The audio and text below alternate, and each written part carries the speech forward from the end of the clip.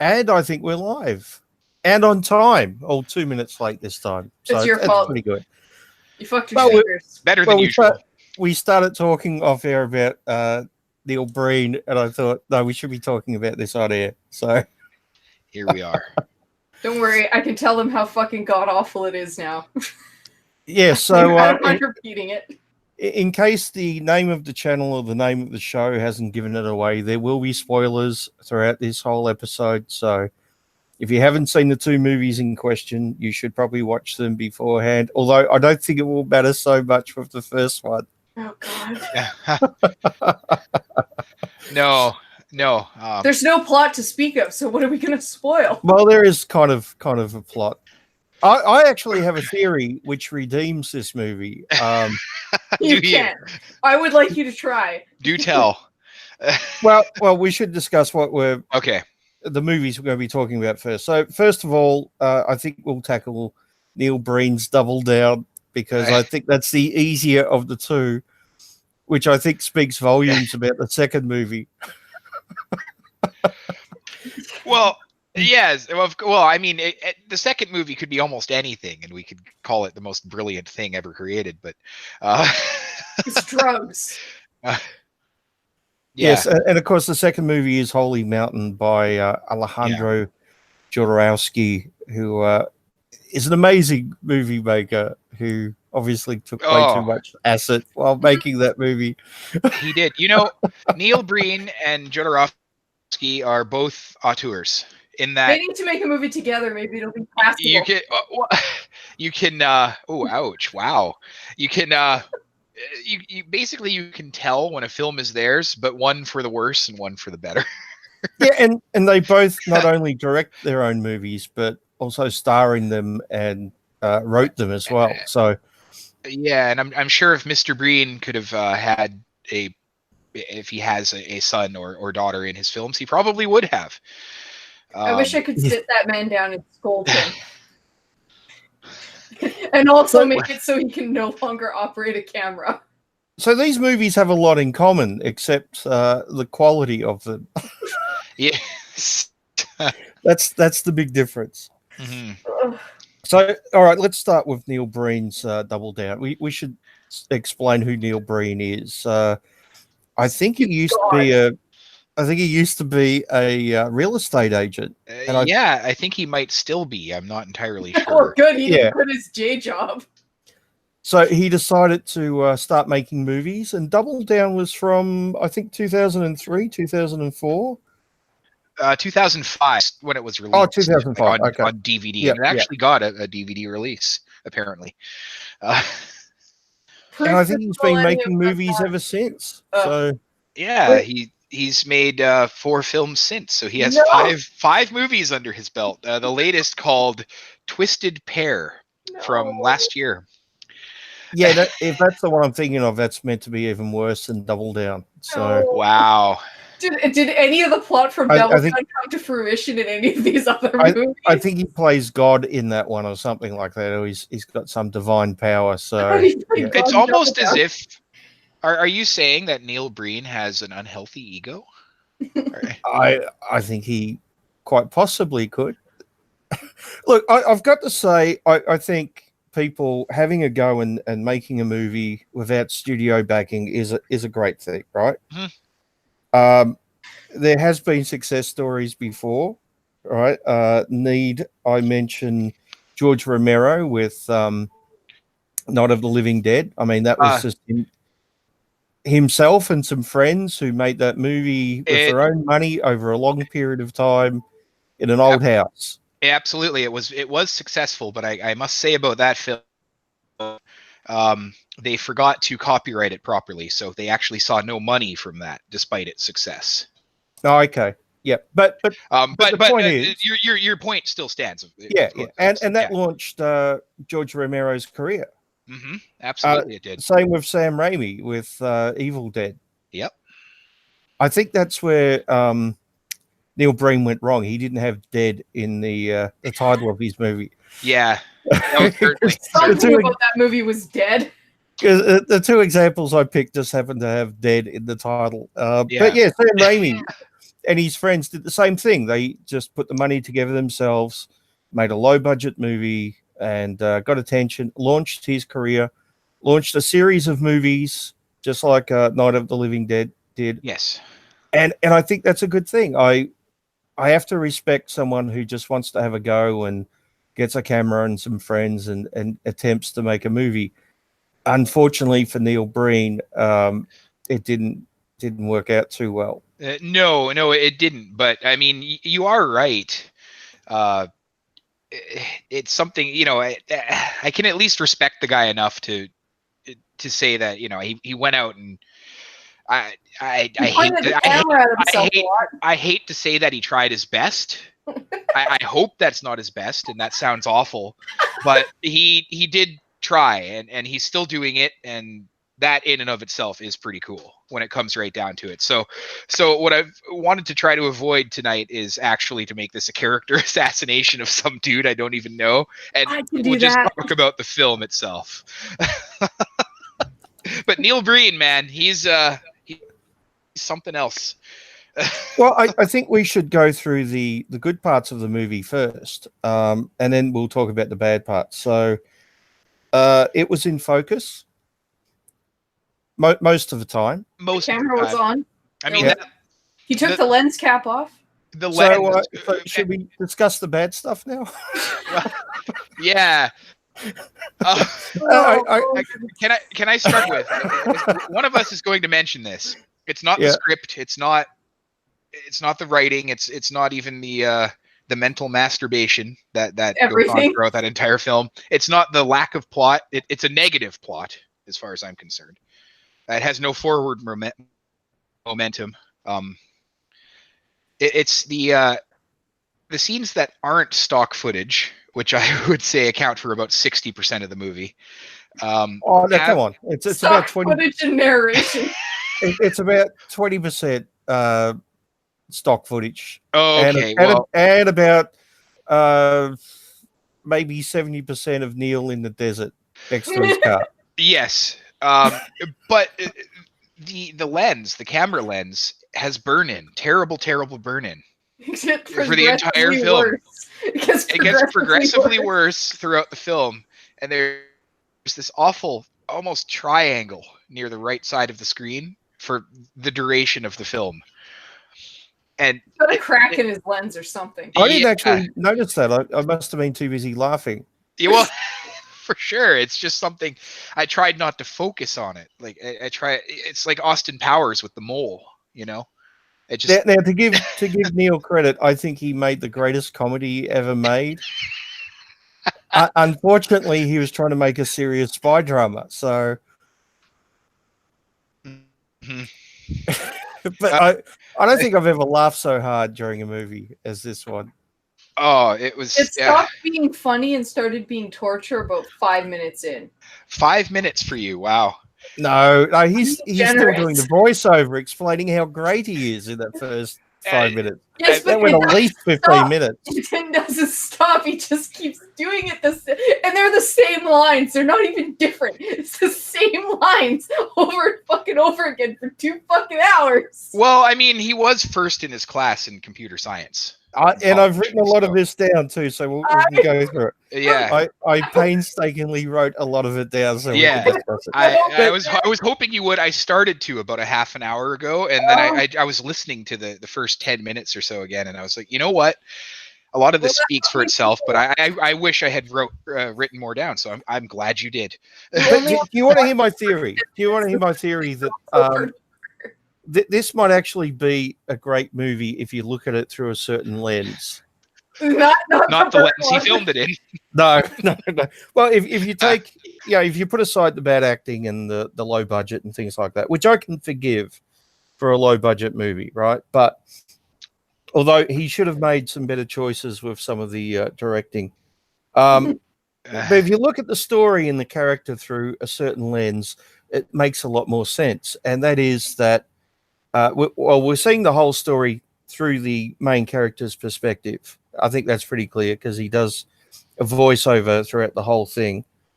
Now, if the main character is completely delusional, it makes perfect sense. Oh, he's just a crazy person in his car. Yeah, because I mean, throughout the movie, we see Neil Breen typing away on laptops. He's always got 3 of them there, right? And the laptops are never switched on. Now, you could argue that that's just laziness on Neil Breen's part, and he should have had the laptops turned away from the camera because clearly, he just got a bunch of broken laptops to use as props, right? So you could argue that he's a lazy filmmaker and he should have turned the laptops away from the camera so the audience couldn't see that they were on.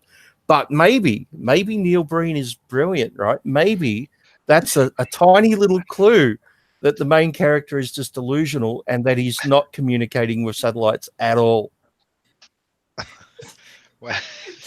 Maybe he just has one of those ATM screens on it, so you can only see it from dead on. And the fact that he's constantly talking to his dead wife, right? That's She's another clue. The body around. Fuck. Yes.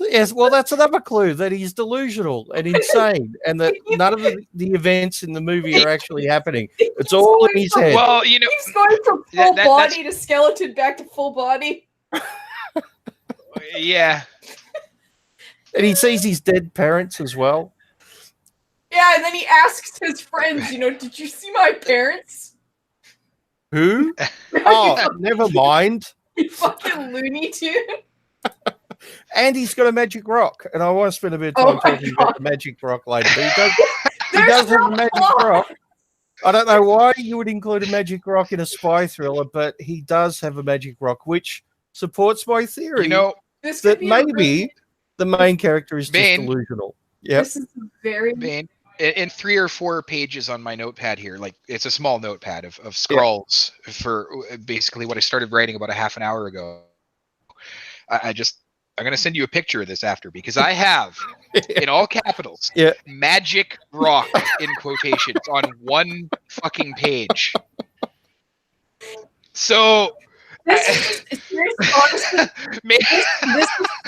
is the longest Alex Jones video I've ever seen.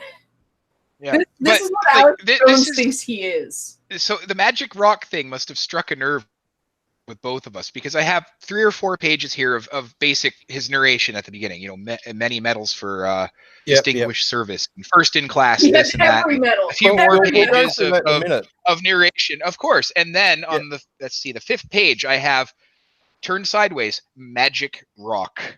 So I think we need to talk about that when the time comes. Oh yes, I was spending a lot of time talking about the magic rock, because that really had me scratching my head thinking, what the fuck is going on here? So the character's name is Aaron Brand, but I think we'll just call him Neil Breen, because it's clearly a vanity project for Neil, and I think he identifies somewhat with the main character, which supports my theory that the main character is just delusional. So, Where did his eyes go? Because at some point he's squinting so much, I think they've disappeared. That's quite possible. But we see the main character in the desert next to his car, which is where he is for about 90% of the movie, when it's not stock footage, that is. And he does a voiceover for a good 10 or 15 minutes of just this narration telling us how fucking great he is as a character. Repeating several things several times. Yeah, there's no character development throughout the thing. Well, there is a minor development, but we'll get to that. But yeah, he just tells us right from the start how great he is. So this is the greatest Mary Sue, I think, in cinema history, quite possibly.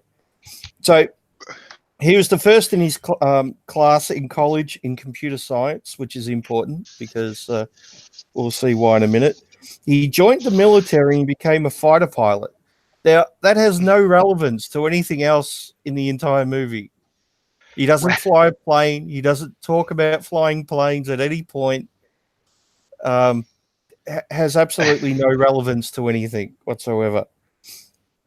He won many medals for distinguished service. And we actually see the medals later on, all 8 of them. And he says that he won every medal, he says later on. Yes. And there's 8 of them. But he doesn't even elaborate as to which country or anything. It's just all the medals.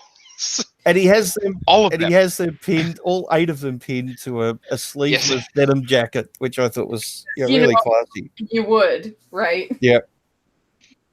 And he's now a covert agent for hire for any nation, which would essentially make him a terrorist, wouldn't it? Yeah. That would normally be the bad guy in a movie. Well, he hates terrorists. But he is one. Yes.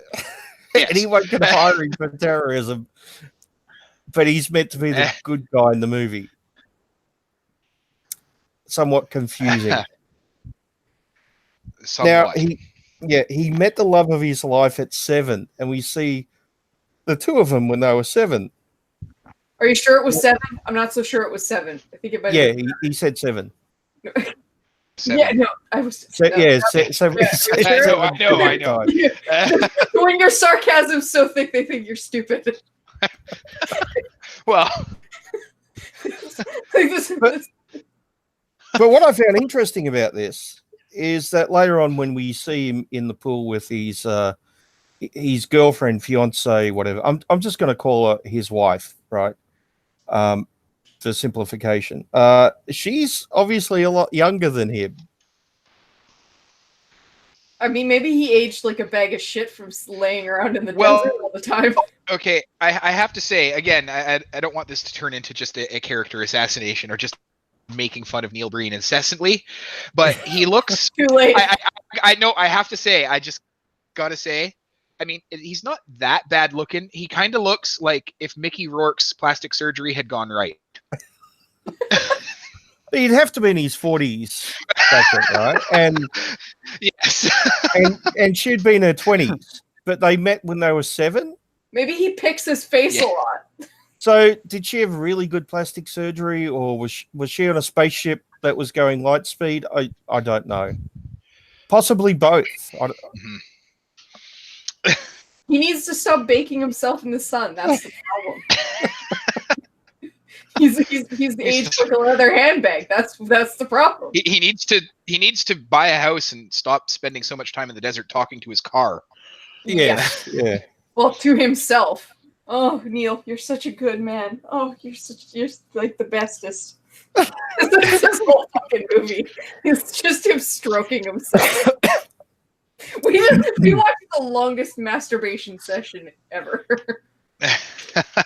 It says here, he joined the Secret Strategic Support Branch of the Defense Intelligence Agency, and that's an exact quote, to fight terrorism around the world and become the best agent they ever had. By becoming a terrorist. Well, that was before he turned against them, because... he just got hired by the terrorists. Well, he then developed a way to control any satellite or computer, which scared the government, so they assassinated his girlfriend or his wife-to-be. Yeah, not him.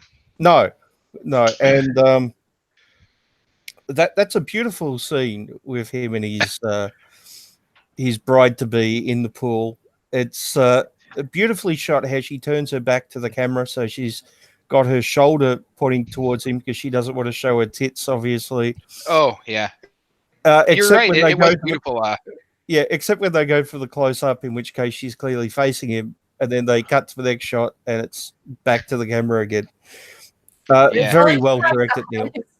Yeah, I was brought to tears of laughter several times. I'm glad you were amused.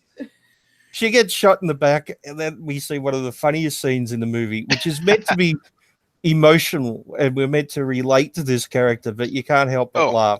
Heart-wrenching, it's supposed to be. So she gets shot in the back, and then he cries out, "Oh, geez." Did you not want to swear? What I thought immediately upon hearing that was cheese and crackers.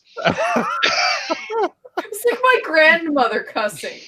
Gosh darn. They shot my wife to be.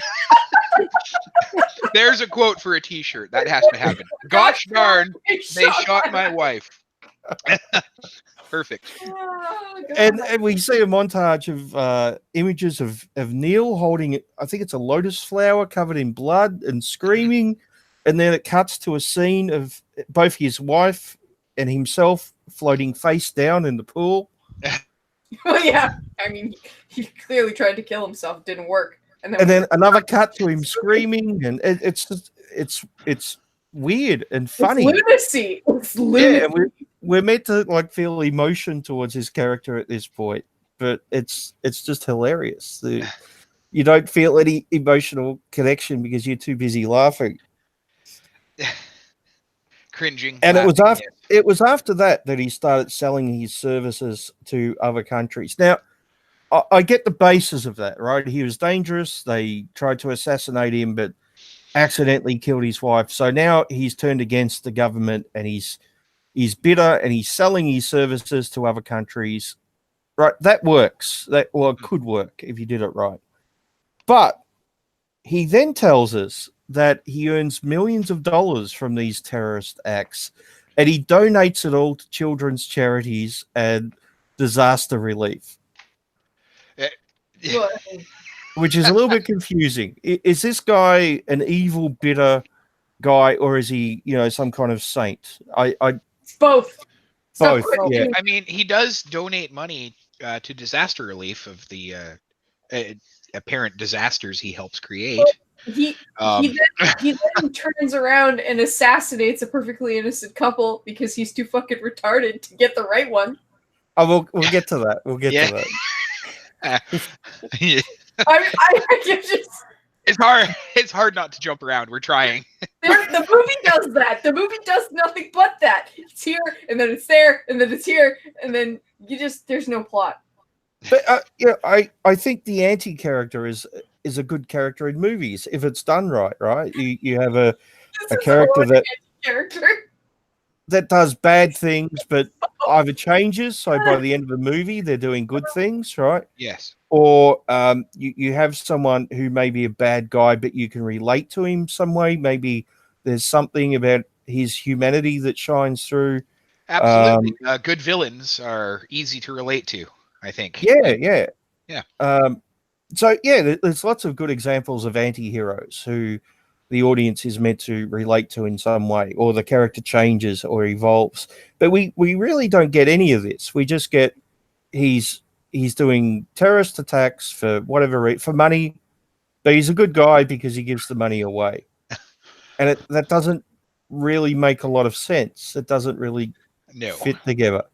It's a bit confused. Maybe, if by the end of the movie he had evolved to the point where he realized that he was allowing his anger to cause him to do evil, and he donated the money he had made to help people or something, that would be more understandable, right? But He kind of sort of has that character arc. yes, Sort of. yeah. Oh yeah, by the end of it, he kind of gives up on the whole terrorist for hire thing. But what I'm saying is that's confused early on because he's a bad guy, but he's a good guy, and it's not even a gray area like the whole anti-hero thing. It's just a mess. It changes from second to second. Well, There's nothing. It's so incoherent. It is. Well, I mean, he's not a good guy or a bad guy. He's the best guy, according to him. Yeah. So, Also, why does he ever shut off that force field ever? Oh, we're about to get to the force field. Yeah. That's yeah. Well, also one of the funniest parts in the whole way movie. This goes like I thought that happened right at the beginning. Actually, I thought that was part of his inner monologue. It is. Like we're getting to it, but there's so much of his opening monologue, which goes for 10 minutes, where he's explaining how great he is, that we haven't got to that bit yet. Oh God. No. So he goes. He can make. He can control anything and everything from his simple little setup. So his simple little setup is 3 laptops that don't work. Yeah. Because he has them facing the camera all the time when we can see that, the screens are blank. And 3 mobile phones, which he's constantly he's like talking on one while pressing buttons on another, and then he swaps ears and he goes back and forth between the Drop three one mobiles. once in a Yeah, while. he'll drop one, and he's also got a very small satellite dish which he Yes. attaches to the back of his car. That's He his has simple 3 of little those. setup. That's it. Does he And the have cell one? phones, I have to mention, do not operate like cell phones would at all. No, he breaks into a car with one at one point. Yeah, and also answers immediately. He uses them as walkie-talkies, basically. He flips it open, puts it to his ear, and within half a second is speaking to somebody. It's Well, he's magical. obviously fiddled with them, so they can do anything. well, yeah. He's psychic. It's filled with the voices in his head. Maybe he put some magic rocks inside, and Yeah, just give him a shake, heat him up, maybe in the sun, and yeah. He's been spending way too much time outside. I've got here, he makes millions of dollars by selling his services to foreign governments. He gives the money he makes to children's charities and disaster relief. His latest job is to shut down the Vegas Strip for 2 months. Now, at no point do we learn why. Who wants it shut down, or why is it to be shut down? So at no point is there any motivation given, except that he's been hired to do this. Oh, he goes on and on and on about fucking chemical weapons and biological weapons. Yeah, and we see him at a reservoir, tipping something in the water, and he's got bags of anthrax later on. He does. It's bizarre. And sometimes he needs gloves, and sometimes he doesn't. Well, Yes. yeah, he seems to have that backwards. Yeah, a little bit. He needs to handle the stuff inside the tubes with gloves on, but as soon as he goes to take it out, the gloves are off. It's fine. Well, yeah, if he actually has to touch the substance inside the tubes, he won't wear gloves, because why?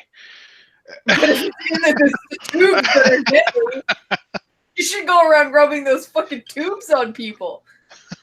Well, I've got here, he also has bioelectromedic implants to help him carry out his attacks. Now, I don't know what bioelectromedic implants are. It's word salad. Yeah, pretty much. I think he had some stock footage of them implanting something, and he just decided to throw that in. Yeah. Oh, and he also kills white-collar criminals. And the fields are full of their bodies. The fields are full of their bodies. So yeah. And then we get this wonderful shot of a dying disembodied hand. I know it's not disembodied, but also this movie expects you to believe that there's skeletons along the highway of fucking, where is he, Vegas? Nevada. Yeah. I mean, I'm sure there is skeletons along the highway of Nevada. Human skeletons. Skeletons on the high, like, clearly visible. Nobody's ever called the cops that there's a human skull laying in one of those popular tourist destinations in the world. Yes, there's a human skeleton on the side of the highway, and it's just laying there forever. Nobody's going to say anything about it. yeah, but white-collar criminals. I mean, I'm not saying that white-collar criminals should get away with crimes, right? They should go to jail, no doubt about that. If they're found guilty, of course. Of course, but so should blue collar criminals and everybody else. Yeah. He's too good for the blue collar criminals. Why not focus on murderers or something, or rapists, or Yeah. Why white collar criminals? I don't know why you'd because being rich is bad, apparently. I don't know. Oh, that's why he's living out of his car and eating. That's right. Nothing but tuna. Nothing but tuna. Also, he did not get that in his face. Doesn't he mention something about living on tuna? Does he? Yeah, he does. And we see him empty out a box later on. It's filled with empty tuna cans. So many, dozens upon dozens. So let's see. All he wanted was a simple life and family, passing on his knowledge to the rest of the world. But now his dream is gone. So yeah, he just wanted to have a wife and to educate the world about, I don't know, anthrax maybe. I'm not sure. Chemicals are the way of the future. That's the war of the future. Oh, the chemicals. This is where I get the Alex Jones vibes with the conspiracy theories and the biochemical weapons and. Oh yes, and the masses are so stupid; they never believe any of this. That's right. And this supposedly good character who donates millions to children's charities also has biological bombs planted all around the world in major cities. That and if he doesn't type in a code every 3 days, they'll explode. And this is to stop the hundreds of thousands will die, he says. So this is to stop the evil governments from assassinating him. But what happens if he just has a heart attack or gets hit by a bus or something? Well, I mean, here's the question I have. Okay, what happens if he dies of the mercury poisoning? He clearly has because of all that fucking tuna. It's affecting his brain. Exactly. Like if he dies of natural causes. If he dies of natural causes, hundreds of thousands around the world will be killed. That's fine. So apparently that's okay. That's fine. Yeah, just because he decides to eat nothing but tuna and dies of botulism or something, you know, like. Well, yeah, you think about how warm cans of tuna.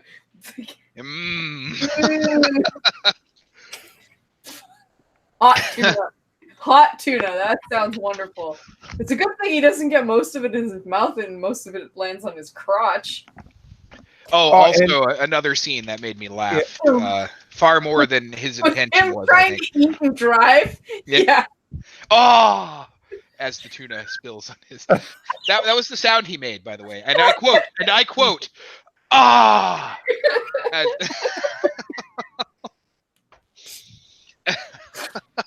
The reason he can tap into any computer system or satellite system is because he invented half of those systems.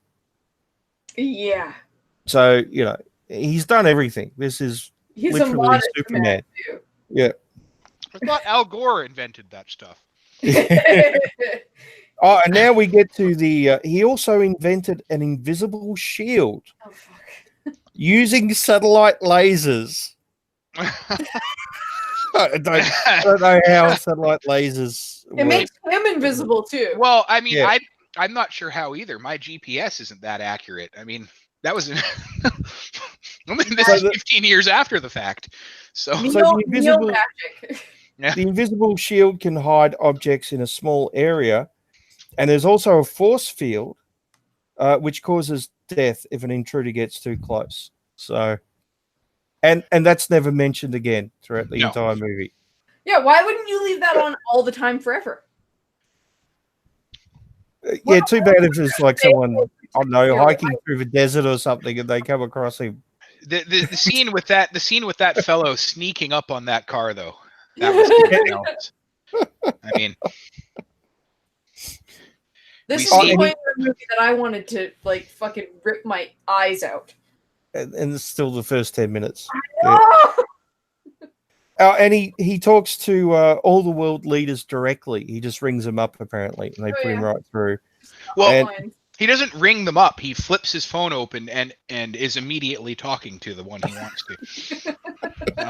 Immediately. There's no dialing involved. And he supports the troops. Mm-hmm. He mentions that a couple of times. He supports the troops, even though he's doing terrorist acts. So what a fine man. Fine man. He loves his country and his tuna. Okay, so I don't know. It's about 20 minutes into it. We get this weird scene with the old man in the cave. Now, I'm being generous when I say a cave. It's like what R2-D2 was hiding in when the Jawas went by. Yeah, it's like a little alcove thing. And for some reason, there's just a man there, an old man, and he comes out of the cave, and he does the worst job of acting ever when he trips on the rock, and he falls down, hits his head on the rock. We don't see him actually hit his head on the rock, but there's a massive amount of blood on the back of his head and on the rock. And then Neil Breen comes over to him, and there's no blood on the back of his head or the rock. The blood has magically disappeared. And then when Neil is carrying his body a short time later, the blood is back. So, Well, I don't you know, know why? maybe You know why the blood? Maybe. I don't Maybe. know. My theory is he hit his head on a magic rock. And it healed, that's why the blood wasn't there. It healed, but it was too late. Yeah, just too late. But those magic rocks, you know. Yeah, but you're the one. You're the one. Yes, as the old man is dying, he says, "You're the one," and he hands him a rock, a small like pebble, and Neil takes it. And for some reason, with absolutely no explanation at any point in the movie, Neil knows that it's a magic rock. I mean, duh. And we see a scene with Neil. He carries the old man away, and then he makes a grave for him out of rocks. But the grave is so small that you'd have a hard time fitting a 3-year-old in it, let alone a full-sized old man. So, Neil, why didn't you just use more rocks, dude? Lazy. You didn't actually have to dig a hole. No, exactly. Just Pile the some rocks more rocks there. That Maybe was he way couldn't too afford- small for the. Did the old man shrink when he died? Is what I'm wondering. Or he buried him, and then it was just a small memorial pile of rocks. Oh, that could have been it, I There guess. were but- memorial magic rocks. In the Maybe shape they of were- a very small human. Yes. Yeah, maybe they were magic rocks and they shrunk, and the old man shrunk with them. I don't know. Yeah, maybe. We constantly see him sleeping next to his car too. That we just see scenes where he wakes up next to his car, where he's been sleeping in the desert, and the word "help" or "help me" is scrawled on his car in blood. And at no point do we get any explanation for that. Maybe his ghost wife. I don't know. I think Really, it was supposed to be his ghost wife. scrawling "help me" on the car. Yeah, you- she already blood. did. What's he gonna do for you? Yeah. You Oh. got that. I didn't. Wow. Well, yeah, because I think that's why he decided he was gonna kill everybody in Las Vegas. After After he'd Yeah. already wiped anthrax on that one fucking guy. Well, yes, we'll get to that. yeah.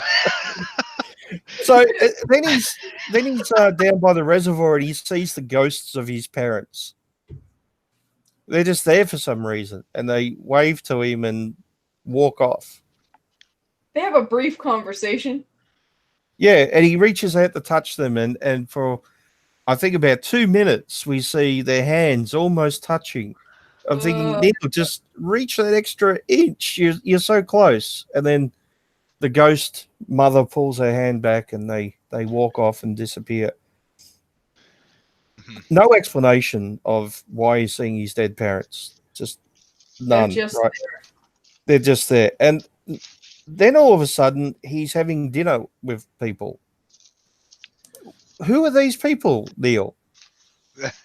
Who is this family? It's just a family he's having dinner with. I thought he lived in the desert and didn't know anyone. He was on the run or something. Well, Yeah, me who too. are these people? You've actually glossed over something from his opening narration. Which bit?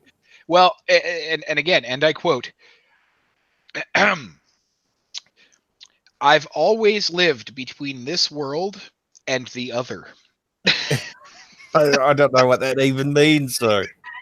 So then he's know. always seen It the has to dead. do with the magic rock. Is he talking about the other world as in the world of the dead, or is he talking about the world which Where the this- normies live in? Yeah, who his knows? family Wait, apparently. wait, Yeah. wait. Does he fuck his ghost wife? Because that might be why. Well, I mean, when his I- maybe his dick's in the other world once in a while. Yeah, Well, but he's having. Sorry, go on. I wasn't thinking wormhole, not quite, but I mean, That's an interesting thing to call it. hmm. Let me fornicate your wormhole. Yeah, so for some reason he's sitting at the table with his family, a mother and a father and a little girl, and he's having a meal with them, even though he's meant to be this outlaw who has no one and lives by himself. and he's just discussing about being a super spy with them. Oh, it's nothing like you see in the movies. You know, we actually do a lot of this stuff, and there's no car chases. I think, what the fuck? You're just having a normal conversation with these people about being an outlaw spy. Who are they? And who are they, and how did you get here, Neil? And there's no food. No explanation whatsoever, right? And in the middle of discussing about what it's like being a spy, he realizes that he's out of water, and the little girl goes, "I'll get you some water." And she walks off, and as she walks off, the father says, "Yes, she's being diagnosed with brain cancer, but we haven't told her yet." And she comes back with the water, and Neil opens up his right hand, and the magic rock is inside. And he just reaches out and puts his hand on her head and says, "Thank you. Thank you." You know, do you realize she took a half full glass of water and then came back with the same half full glass of water. Yes, little girl, I am out of water. She has a Here's brain my tumor. glass. Come on, she has a brain tumor. Oh, so he was just humoring her. Oh, so he was fucking with the cancer patient by giving her a half full glass of water going, "It's empty." Well, he was clearly being kind. But yeah, he did give her the a glass of water. He gave her a glass of water and asked her After he was out of water. Yes. What a dick. But there's no explanation who the family is. No explanation why he thinks the rock is magic or how he's curing her of cancer apart from the magic rock. And we find out later on that he didn't actually cure her of cancer because he gets a phone call just out of the blue, right? Yeah. And he says, hold on, I've written down the quote somewhere. Where is it? Take your time. This is comedy gold. Oh, that's it. He gets a phone call just out of nowhere, and he answers the phone and he says, "No, that can't be. That can't be. No, I cured her. I cured her." And that's it. I should mention that immediately upon flipping the phone, he says, "No, that can't be." Yeah, I'm going to keep bringing this up because those are some wicked cell phone signals. That's the scene where he drops it. Yeah. But then he immediately forgets about that and goes on with something else. So yeah, who was this family? Who's the little girl? I mean, there's like 50 plots, and none of them ever have a point. Well, yeah. I mean, who's the little girl? Why do you think your glass is empty when it's clearly full? Why? The only overarching theme is him being a goddamn terrorist and going to murder everybody in Las Vegas. That is for 2 months. Yeah, that's the only overarching theme, other than his dead ass wife coming back as a skeleton, and then there's a body, and then there's a skeleton. Also, why is she not rotting? Well, I assume that when he sees her, fully clothed up on top of the mountain, that's her ghost, right? But yeah, you're right. We do see a body bag, and we first see the body bag, then we see the body bag slightly open with hair out of it, and then we see the body bag open with a skull and hair, and then later on it's just a skull. I don't know what happened to the hair. Her body's actually in that bag once too. There's what? Sorry. Her body, her actual body, like flesh and blood body in that bag. At least just for one scene, scene. I mean, I maybe guess it's that's supposed to be symbolic. She's like she's like decomposing and then recomposing and decomposing again. Like, what's the magic rocks of the Nevada desert? Clearly. I mean, mercury poisoning is a hell of a drug. It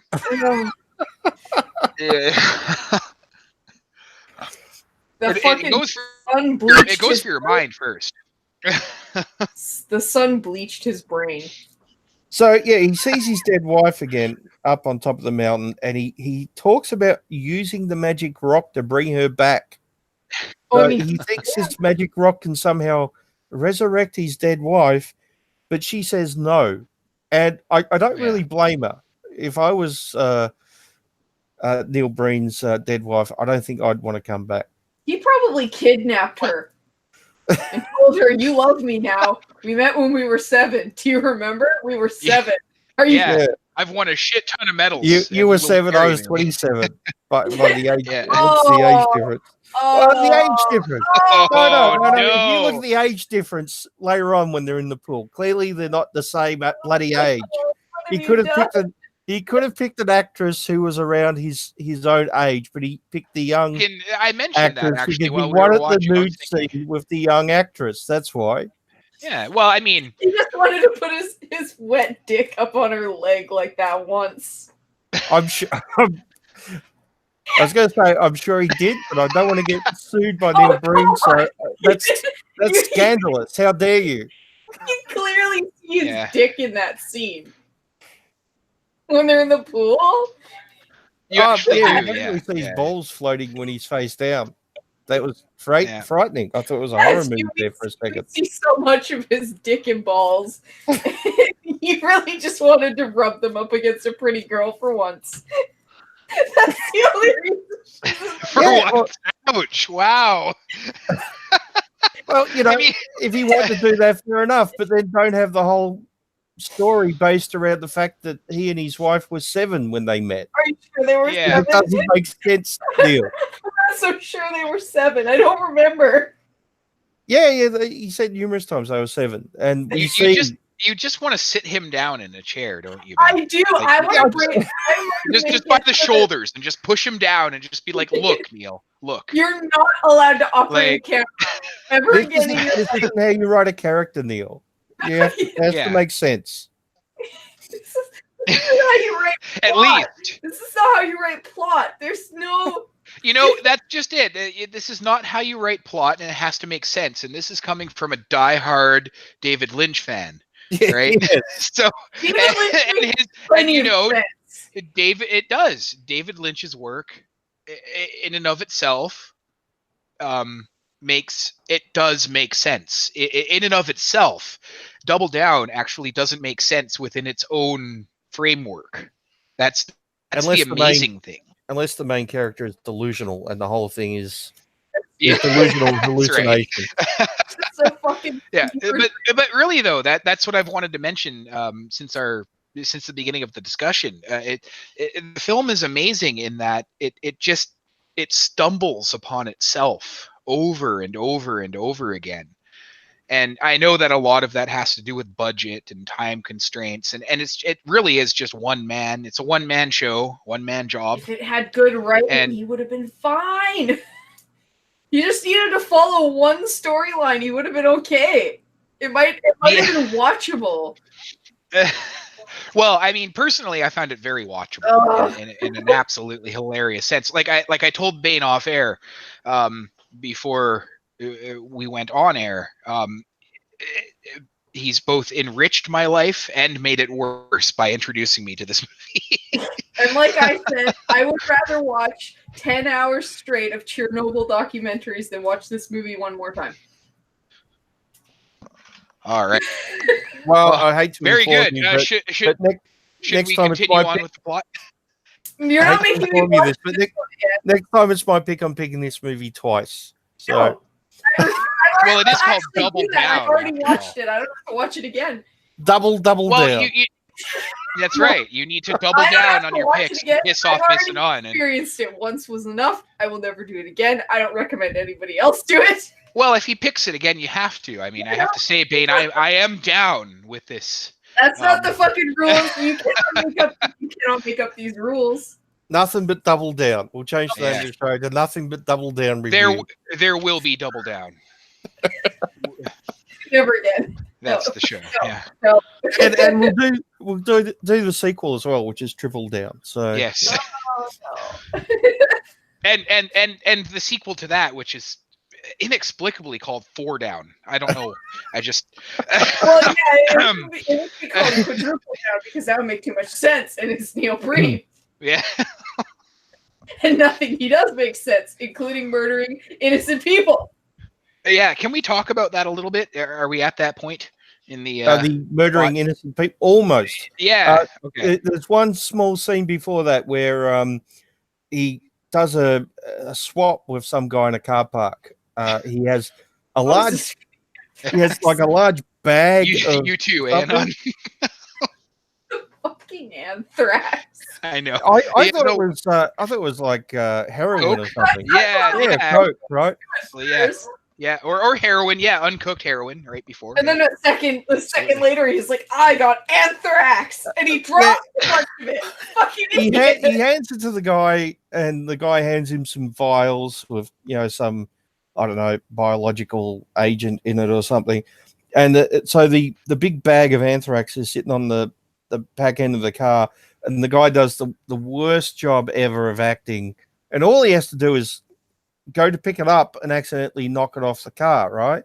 But he's like, "Whoops!" Like, it's just you can't even do that. Seriously, you can't try to pick it up and accidentally drop it without making it look awkward. You could trip and not exclaim. I think I could actually act that scene better, and I can't act. You don't have to. Nothing has to come out of your mouth to do that convincingly. But and it hits the ground, breaks open, and we see the wind blowing it, and that's when he says it's anthrax. So there's a big bag of anthrax. That's a lot of fucking anthrax there. Well, it is. I mean, And dun everybody, dun dun. dead, including him. Movie over. Thank God. Yeah, why doesn't he get anthrax? Why did he get anthrax? Oh, wait a minute. No. I know why. We both, all three of us know why. God. He's God. But He literally cannot die. That's why that code thing's fine. He can't die. It's impossible. But who is he swapping anthrax for goodness knows what with? Who is the guy that he hands the parcel to? Anthrax dealer. Why are you asking so many questions? I mean, he doesn't explain any of this in the movie. It's just there. That's the one thing throughout the movie. Nothing is explained, right? Who are these guys running around with guns later on? We don't know. Are they meant to be good guys or bad guys? Oh wait, yeah, one of those poor fellows gets shot, does he not? Right. Oh wow. Yeah. Yes, in the leg. Yeah. Or in the Ouch! gut. Ouch. Oh, Ouch. and one there's a strange scene later on where there's a shootout, and then we see two of the guys who are in the shootout sitting down next to each other, and with no explanation why, one of the guys pulls out a handgun, and he leans over and points it to the head of the other guy, and he makes a motion with his hand as if he's fired the gun because they don't have blanks, and the other guy jerks his head and falls over, which once again is terrible acting, right? And it just it looks so fake because there's no blanks in the gun, there's no squibs with blood, but he so easily could have worked around that, right? You have the guy pull out the gun, point it at the guy's head, and then you cut to another angle where you can't see the gun, but you hear the gunshot and you see the guy jerk his head back, right? And you could maybe make a little squib with blood or fake blood and a fishing line or something, and you pull it off the back of his head and you cut it so you see it just after it leaves the back of his head, and that way it covers up those things which are limited because of the budget. Yeah, but he doesn't do any of that. He just lets them act it out. Yeah, it's like going to see a couple of kids in a play. Really, isn't it? Yeah, and I mean, you bite your tongue, and of course you don't make fun of them because they're children, right? Yeah. But I mean, Neil Breen, what's his excuse? Mercury poisoning. He's clearly retarded. Yeah, but I understand the limits of making a low budget movie. But work around it. Plan to work around your limitations. Yeah, to speak seriously about it. Yeah, for sure, absolutely. I know for a fact that people or an individual can make a convincing film with as little as $0. It is possible. to make a film that is at least competent in terms of plot and forethought, if they're really, really passionate about it. Well, that's the other thing. We wouldn't mind the bad acting in that if it was a good story and the characters. Yeah. were good. You could forgive that, but the fact Yeah, that I think it's something I would story spend some and the time. characters are. Yeah, it's nonsensical. I find the plot to be an anti-plot. It doesn't move forward at all. No, it just goes off in every direction. It's like Yeah. plot spaghetti. Yeah, I don't know if that's Right. a term, but that's what Well, it is. It's not, it is it's now. not following a straight line. It's like all these lines going everywhere, all intertwined. It's like spaghetti. It's plot Yeah. spaghetti. There you go. Plot spaghetti. Yes, that's what we'll call that. I am not writing that down in quotes as we speak. No. So now we get to the failed assassination attempt. Yes. Someone want to cover that? I've been talking a lot, so go right ahead. Pick it apart. He's a numpty. Like he gets hired for a hit, and it's the only thing we actually see him get hired for by somebody to do. We don't know who or why. This is, I think why. actually, yeah, you're right, Anon. This is the only point, or at least one of the very few points in the film where actual plot is shown. Yeah, but we don't know why he has to kill them. We don't know who hired him. No, but we do know that he has to do something, and it's actually followed through with. So yes, it actually comes to completion. He's bad at it, but he finishes. It's finished, and it only takes 5 minutes. He is bad at it, but he does inner monologue the entire time about how great he is. I just he gets hired to assassinate a couple. He goes to the chapel to assassinate a couple, and there's two. There are two couples coming out of the chapel. Of course, it's easy to get married in Vegas. So, and he's masquerading as, a fancy car driver, as you do when you're going to assassinate a couple. And he takes this couple, and they have an awkward fucking conversation. Well, they seem to be into each other, and then they're having an awkward conversation because she says, "I've only known you 2 days. I don't know why I got married to you." Well, then it's Vegas. Yeah, but then they seem to be friendly again. So they seem to switch back and forth within seconds. That's right. Pawing all over each other, and then it cuts to them in the car, and she's freaking out. There's and it's like minutes later. What changed? Yeah, so these characters are on screen for 3 minutes, and then they're not even consistent for those 3 minutes. No, of course they're not. No, I skipped over his preparations for this fucking hit, where he injects some of his botulism juice into strawberries with a very large syringe whilst wearing no gloves. And yet, any other time he's handled the vials, he's been wearing fucking gloves. That's right. If you're going to be handling food, you should be wearing gloves. Everyone knows that. Yes, but then he goes, no, he's not using gloves anymore. He's got the strawberry in his bare hands. Yes, I mean, the anthrax be damned, because... Well, no, this is the botulism juice. He pumped her with a syringe. My botulism comment really took root, did it? Yeah.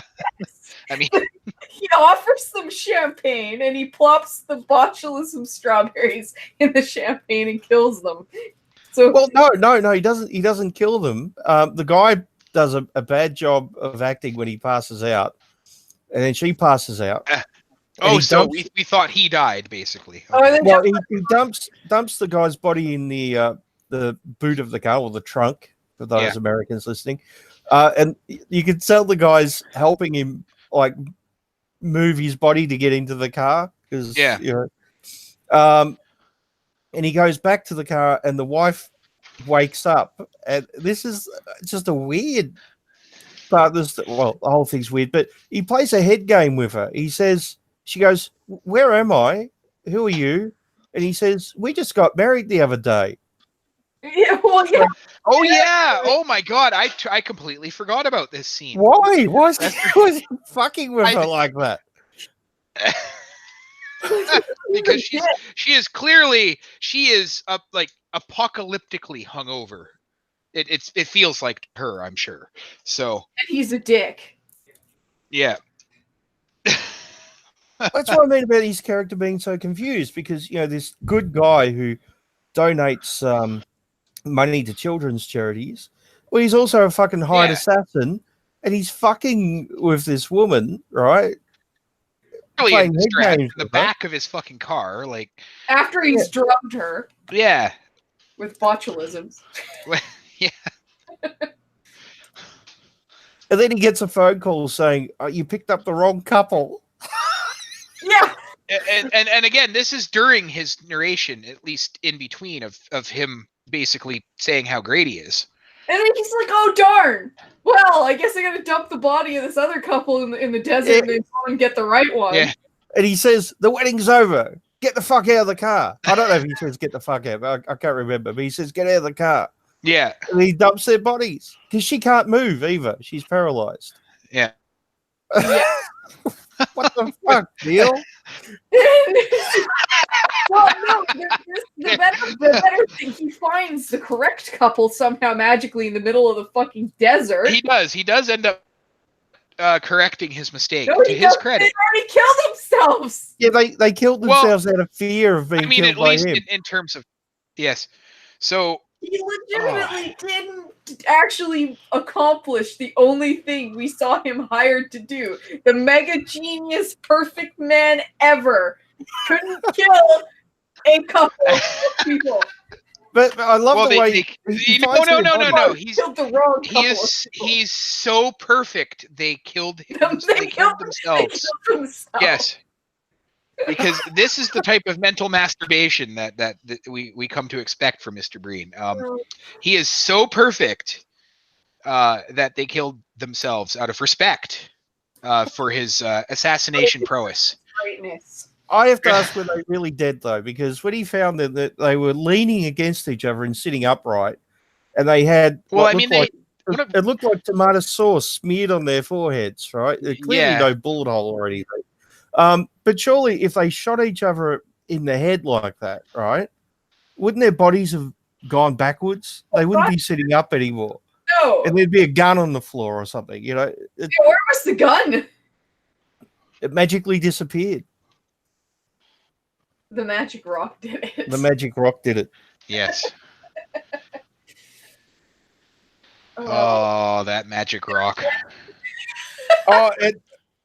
Okay. And the next. And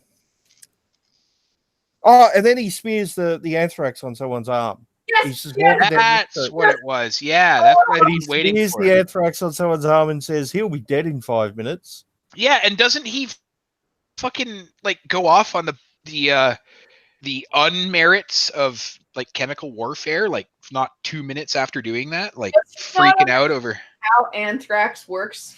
Like, did he do a teeny tiny bit of research about how anthrax works before he made this fucking... It's magic anthrax. Yeah.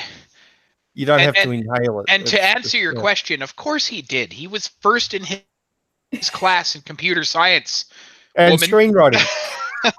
That's right. He reminds me of a keyboard warrior. Like if a keyboard warrior had made a movie about himself. He's just a neckbeard in movie form. Oh no. Yeah, really. Bitch, I was nice to you. Why are you not sucking me off? I met you when I was 7 years old. God. We're in love because I said so. He then hires a prostitute over the phone. Oh yes. We don't see her at this point. We just hear her voice. Does he? Yes, he hires to distract somebody so he can stick them in the neck of botulism. He says something like, how are you going? And she goes, oh, good. Are you coming over? He goes, no, it's purely business. I need you for a job to distract someone. And she goes, "Oh, maybe you'll come over later then for free or something That's like right. that." Yes. I'm thinking, hold on. So he's been sleeping with this prostitute, but he's, pining over his dead wife. I mean, you And still got she's the only one. Yeah. Since he was 7, by the way. Yeah. And she doesn't sound He's, overly attractive either. So I don't know if the voiceover was done by the actress we see later on. No, I use the term actress loosely. I was actually reminded of the attractiveness of like Selma Bouvier or something, Well, I was actually thinking of. I mean, not Patty, Selma specifically.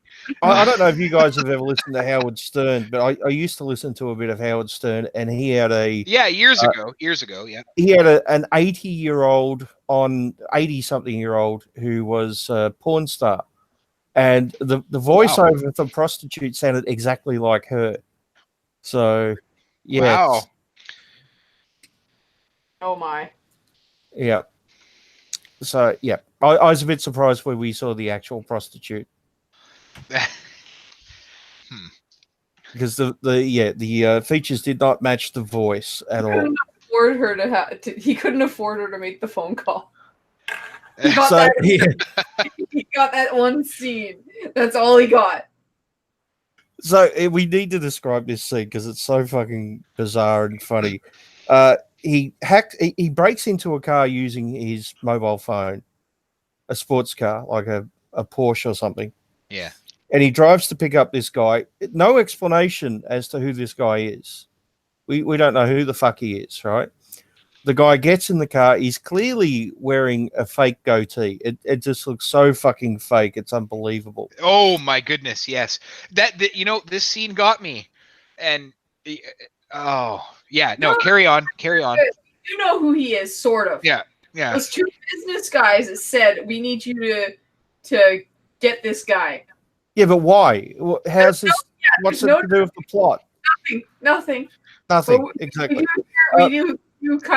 We see him get hired again because he did such a fucking good job the last time. Yes, they killed themselves. So. Well, I mean that's it. That's intimidation at its finest.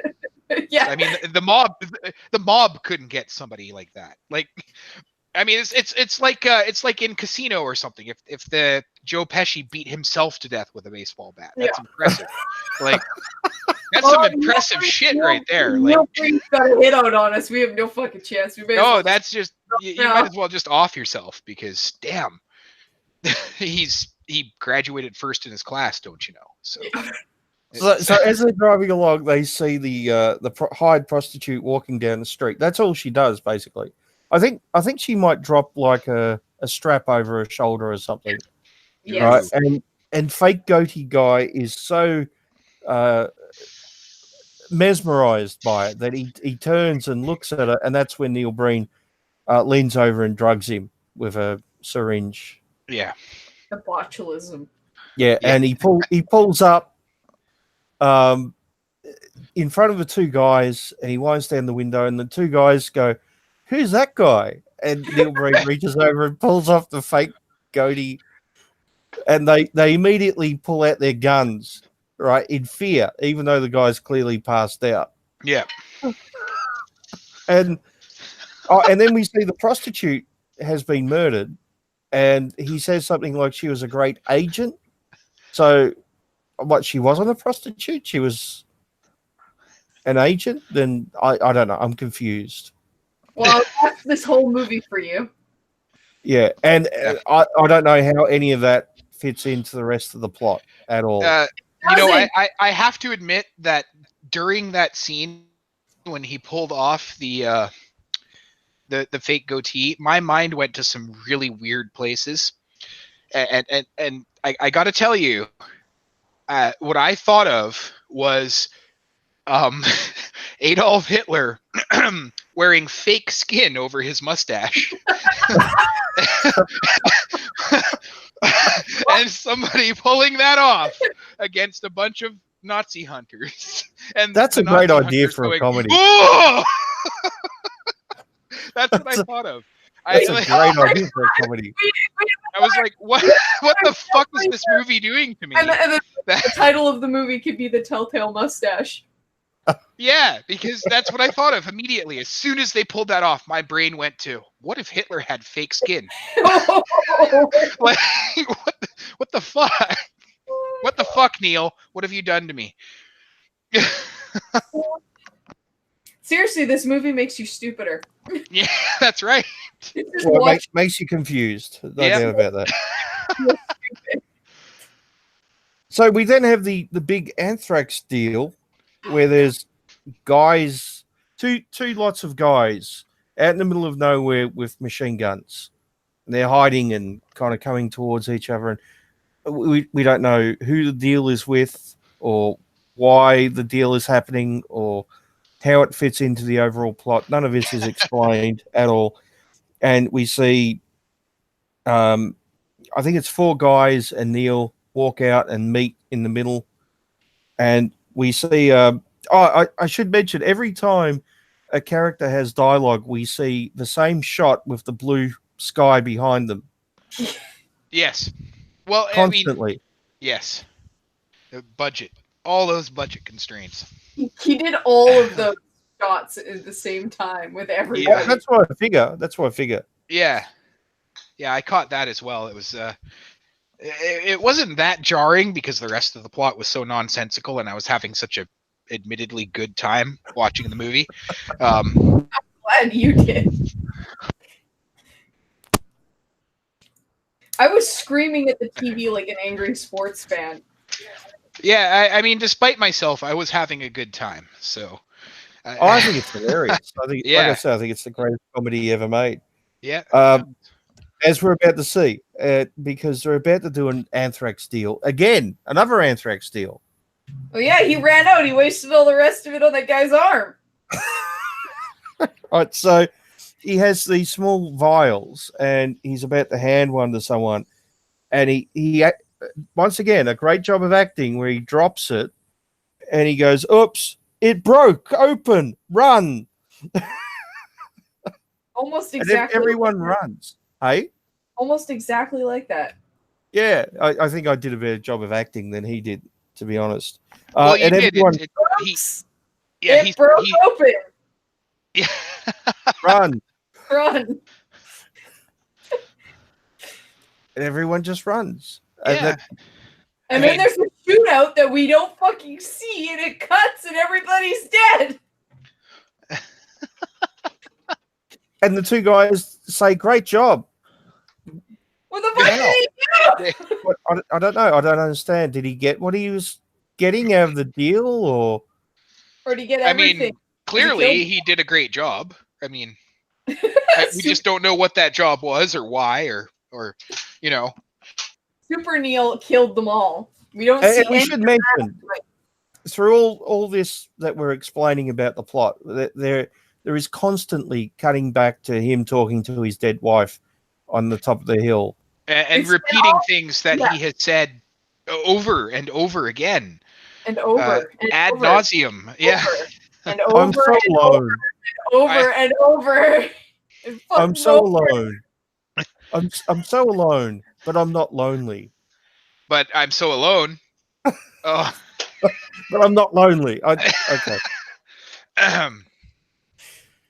oh, So then he starts his diversion attacks around the world. So he's hacking into the satellites again, and he's creating all these diversions around the world to distract the police and the military.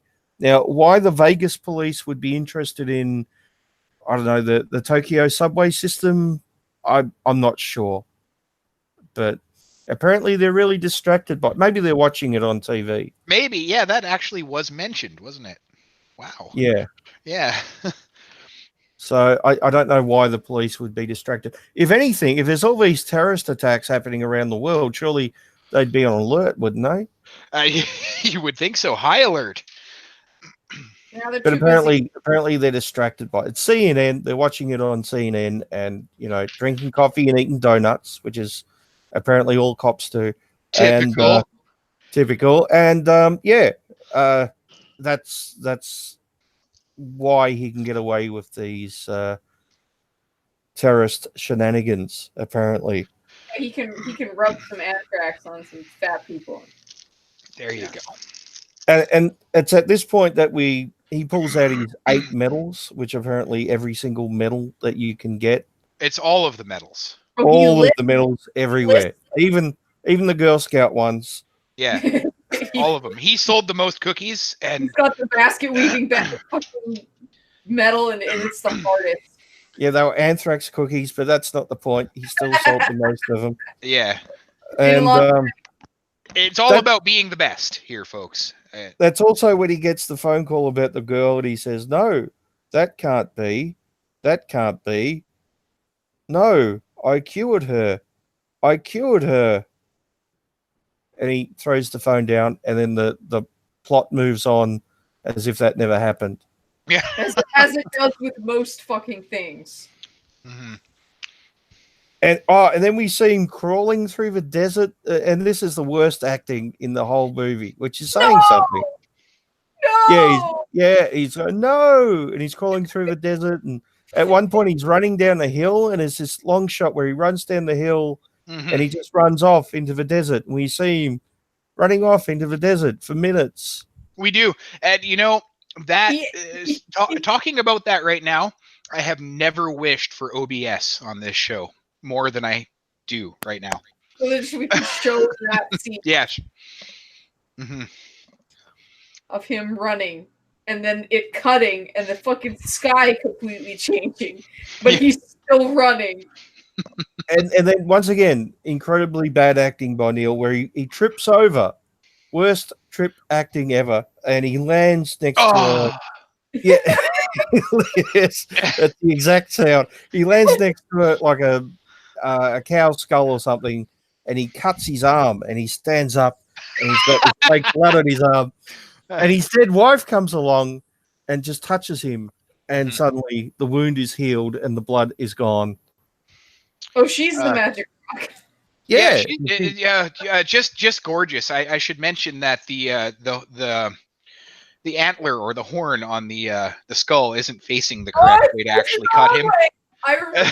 Yes, I started yelling at the TV over that. Yeah, she did. Yeah, the horns are pointing down. Miss Anon finally lost her temper near the end of the film and just couldn't take it anymore and started screaming at the television. The fucking horns are pointing the wrong way. There's no way that particular. It was like a ram's skull where they got the curly horns, and they were pointing down. There's no way he could have punctured his arm in such a way. Well, magic. So the magic fucking cut his arm open. It's at this point we see the character develop. This is really the only development in the whole movie, where he decides to stop the main attack on Vegas. We don't know why he's decided that. It's his wife. Yeah, but I assume he's been seeing her for years. She hasn't just started popping up as she. Yeah, I assume that too. But wouldn't him slathering anthrax powder on that one fellow's arm basically doom half the city anyway? So, because according to him, it spreads instantly and will kill men. So it's just how did he stop it? Did he just call it off in his head? Fine. Yeah. That's right. Okay. So an anthrax outbreak is that's just a distraction. Okay. I mean, for realsies.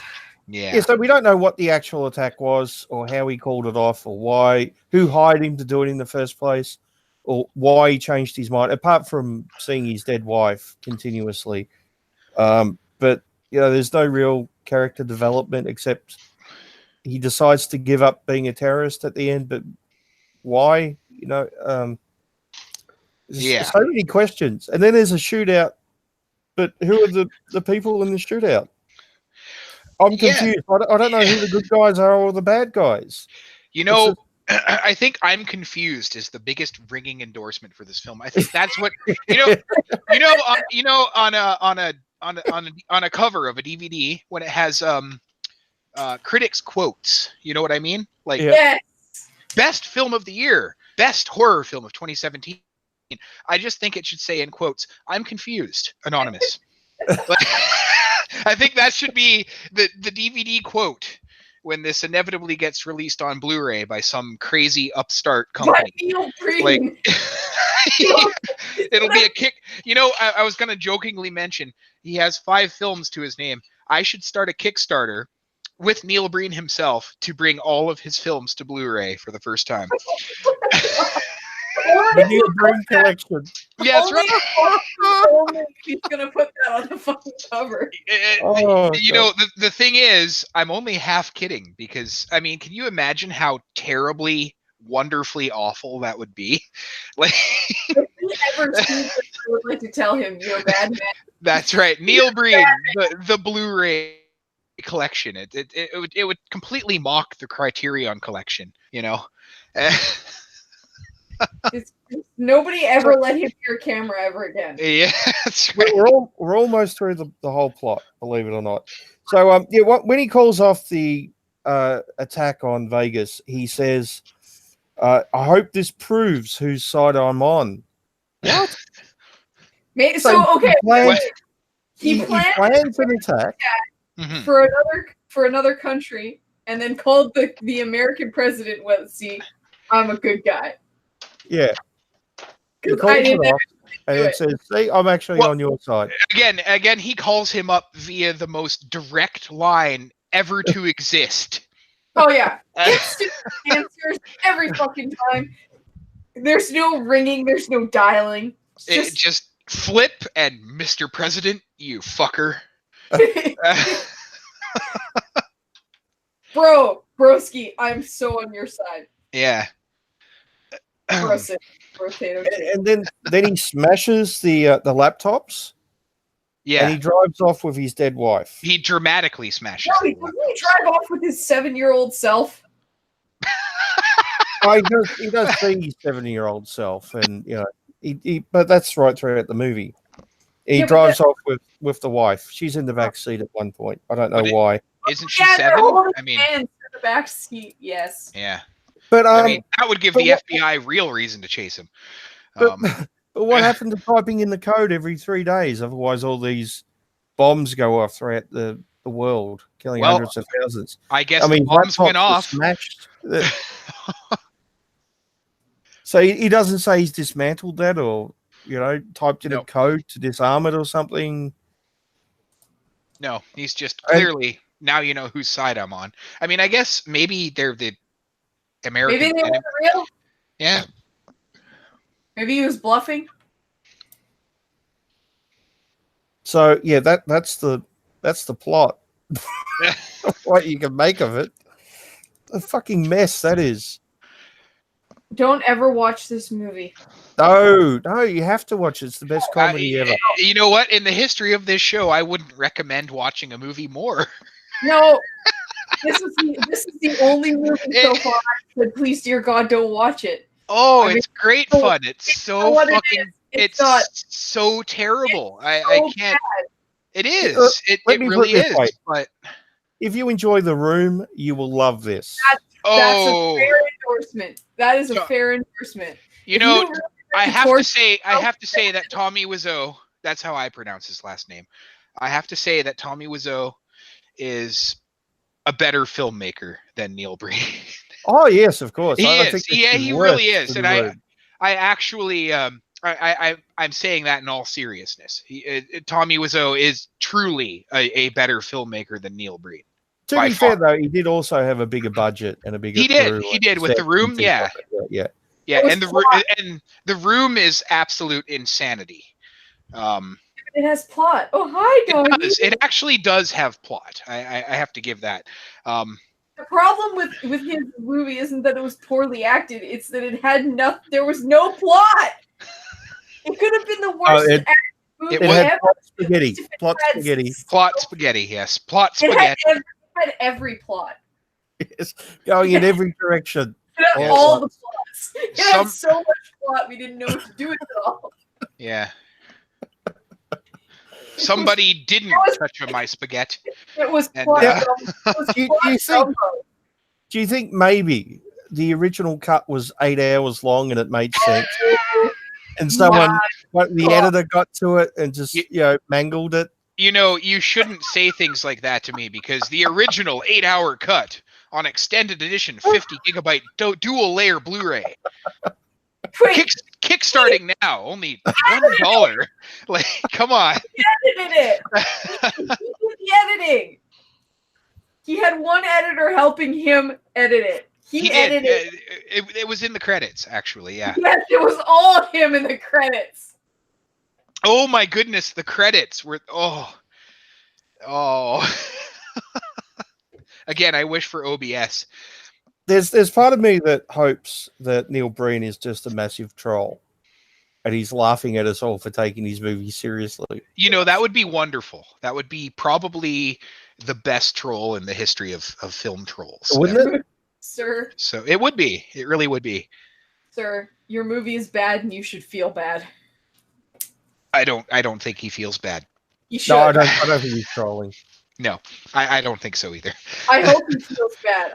I wish he had quit while he was behind. I'm sure that you hope so, but I really don't think he feels bad. Are you going to make me watch more of his garbage? Yes. Oh.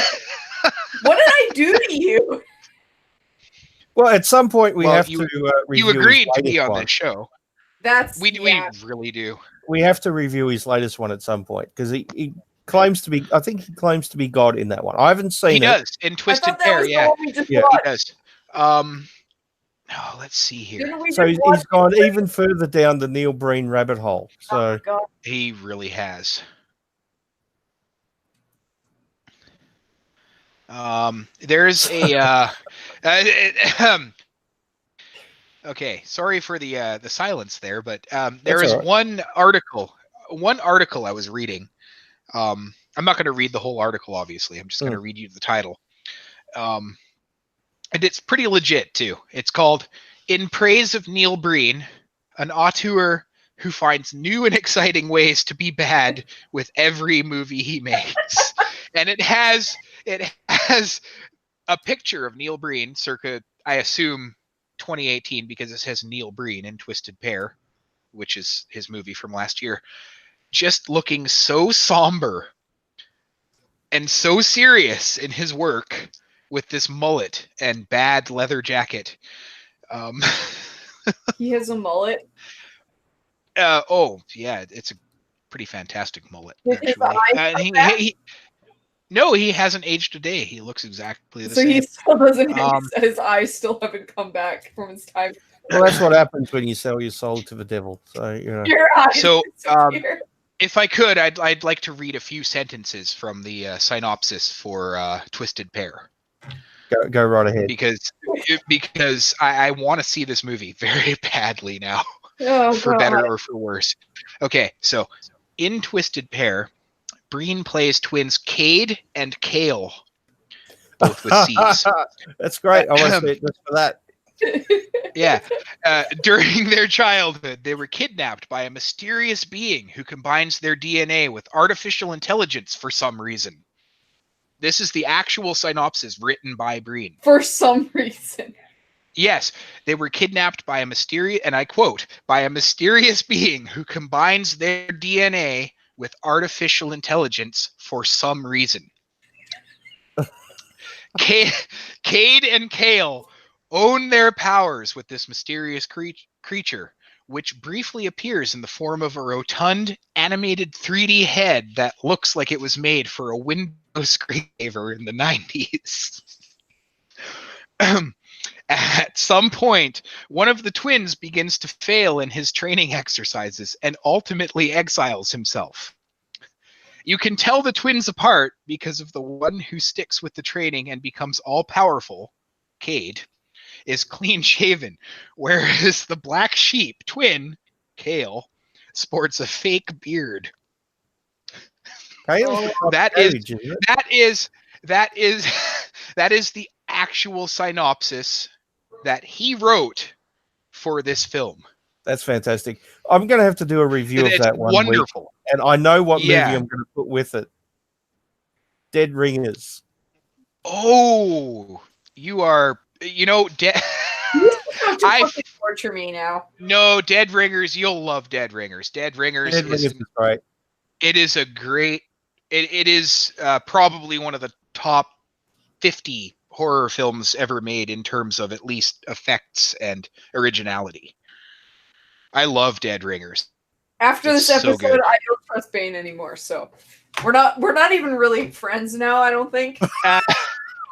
Well, I mean, you know, that's a good pairing. That's a very good Yeah, pairing. because they're both about twins and like Yeah, that's actually Different- really cool. twins, but they're different in a lot of ways. And So yeah. basically what you're saying is one film is actually really, really good and one is terrible, just like Well, we today. haven't seen Neil Breen's Twisted No, Tea no, yet, no, so no. we I just I shouldn't get. pass judgment, but I mean, the synopsis was brilliant, and I, Yeah. for one, really can't wait for the 2020 Oscars because I think he's just going to sweep it. Oh, God.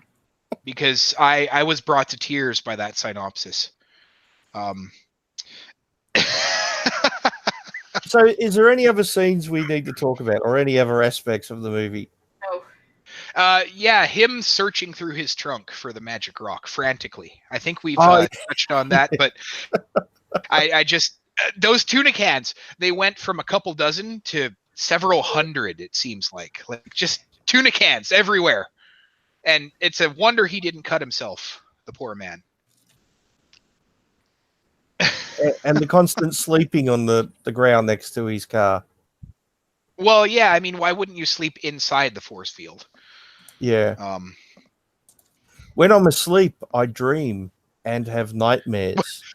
When that oh Can we be done with this hellhole yet? no, I need a minute after that portrayal of that wonderful quote. I just need Yeah. a minute. I could have. When I'm read asleep, the- I dream, and cue boisterous laughter from both I of could us. have just fucking read the script. Oh no, that would probably even be more chaotic. I wonder how much of it was made up on the spot and how much of it was scripted. According, okay, I've closed it now, but according to just the Wikipedia page, which I mean, you can always trust because it's Wikipedia, right? Yep. Apparently- Usually they're not too bad for movies. It's not too bad. No, for movies. it's not terrible. Apparently, a lot of it was ad-libbed. It was just kind of him just going at it. But again, that begs the You question: fucking how went at much? it. Well, yeah, but it begs the question: how much did he shoot? I mean, we'll Mm. probably never know. But He just kept repeating himself. I think it'd Well, be great to. I know this probably will never happen, especially after this review. But it'd be great to get him on the show and talk to him, pick his Oh brain, dear God! just to see what it the really process would, was. but I don't think that the movie had a script. Personally, I really don't. I think it was all ad-libbed. I think it was just kind of thrown out there, and I don't necessarily think that's a bad thing, as you were mentioning. That would at explain the, a lot of the beginning of voiceover. It would, and again, I don't think that's necessarily a bad thing, as you were mentioning at the beginning of our discussion. I think it's really great that people want to kind of throw themselves out there and have at it. So, I mean, I don't know how much praise I can give a film like Double Down. None. But I mean, at the very least,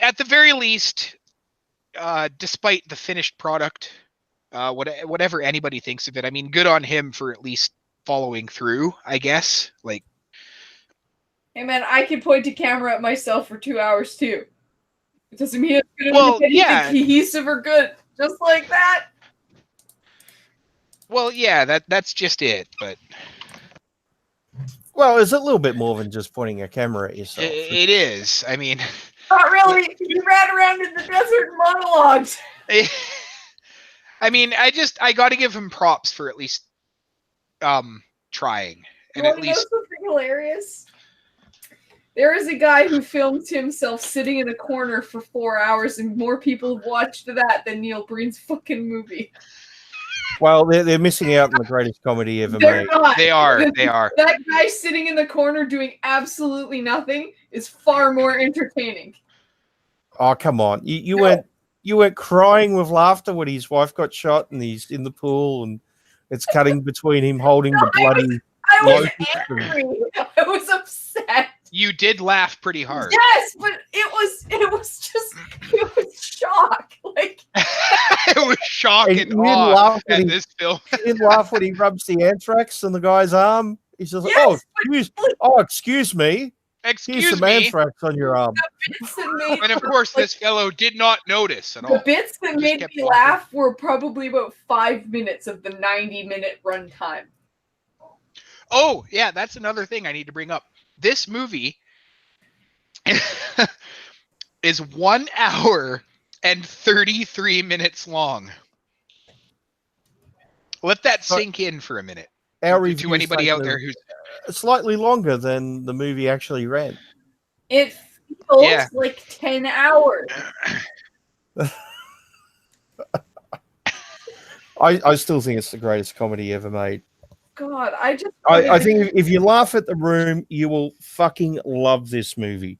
if you enjoy sitting through movies that are really, really bad just for comedic effect, you will enjoy yourself. I cannot stand that. Yes. That's just me. I can't do it. I get them anthrax. I did not.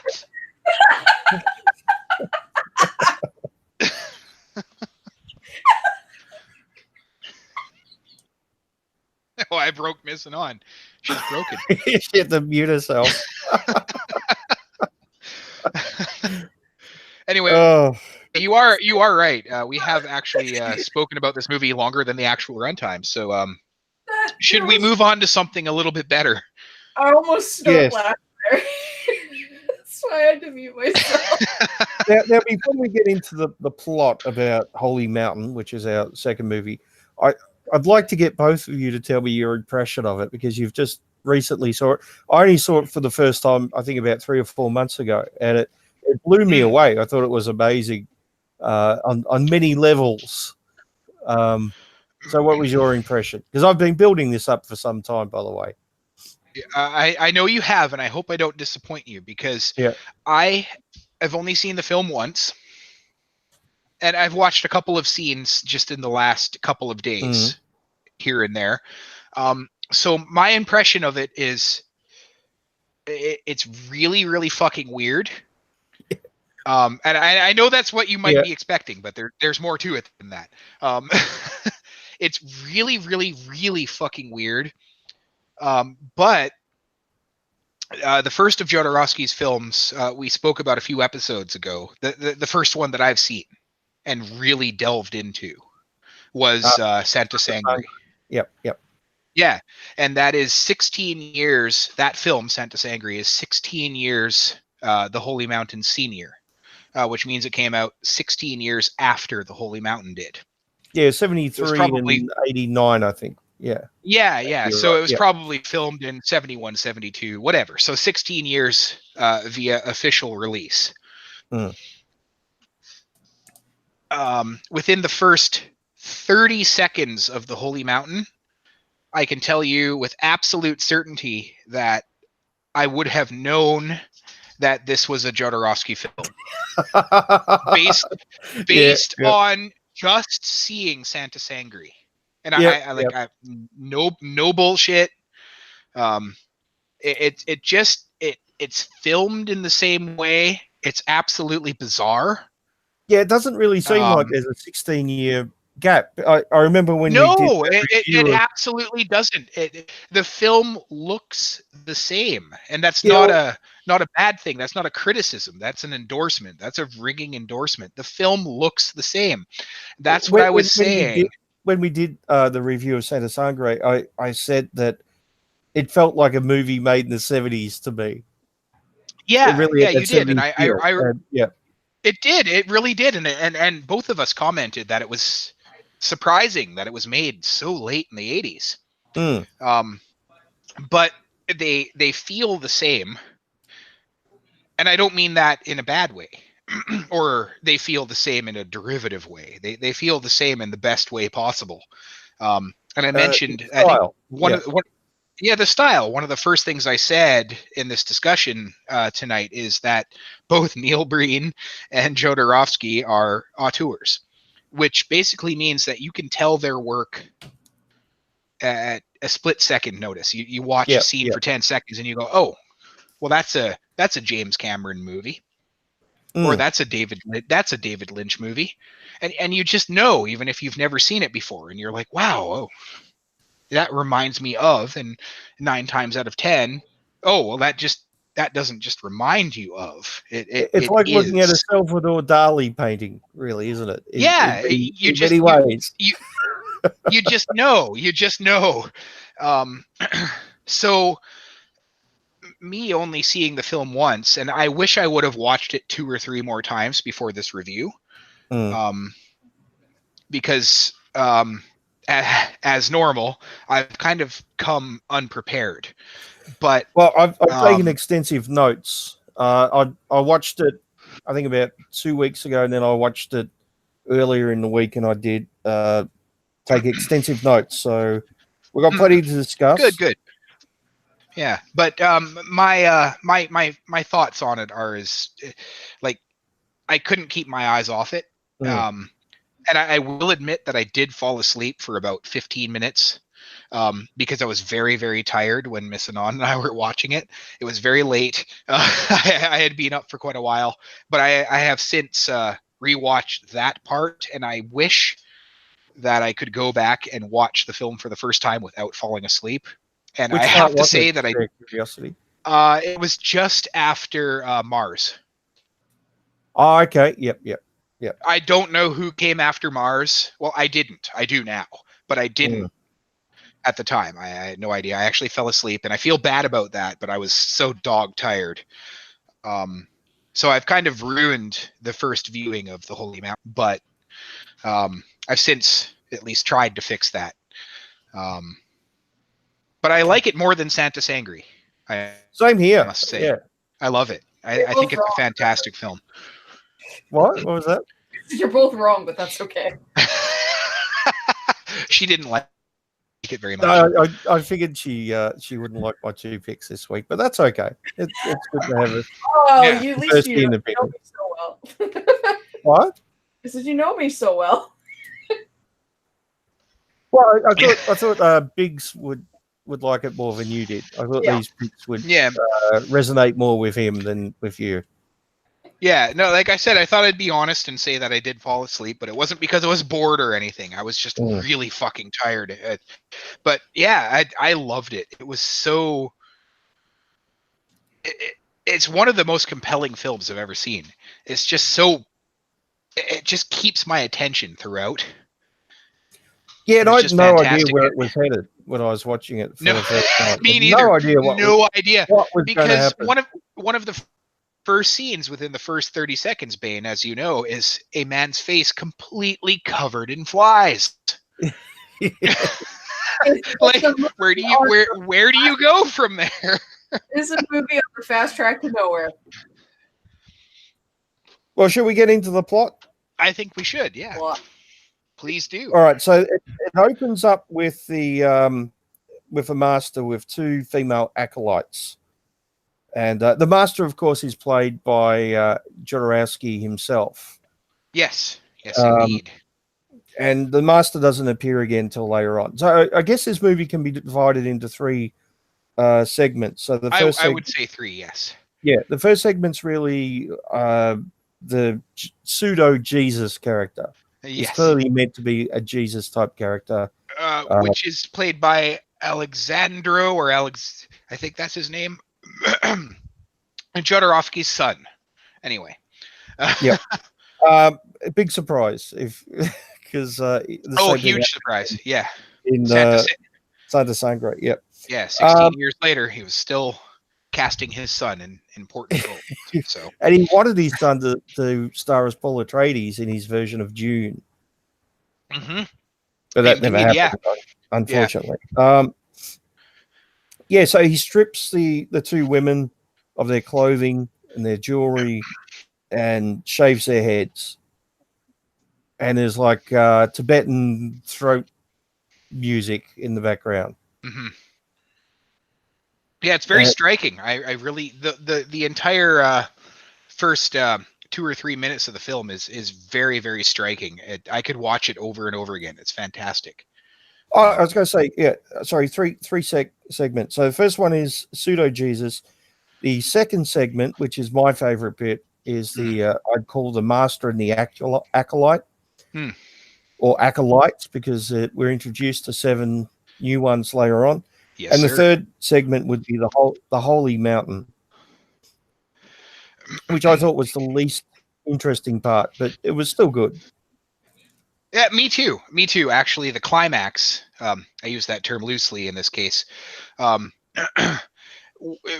the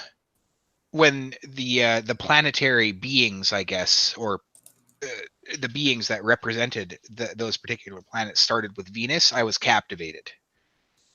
Yes, that was. We're going to spend a lot of time talking about that. Yeah, I mean, even though I fell asleep after Mars, I only missed one, but it's so captivating. Yeah, I've watched those scenes numerous times. They're so fucking great and weird. Yeah, so fucking weird. We could probably do a show just on those 7 characters.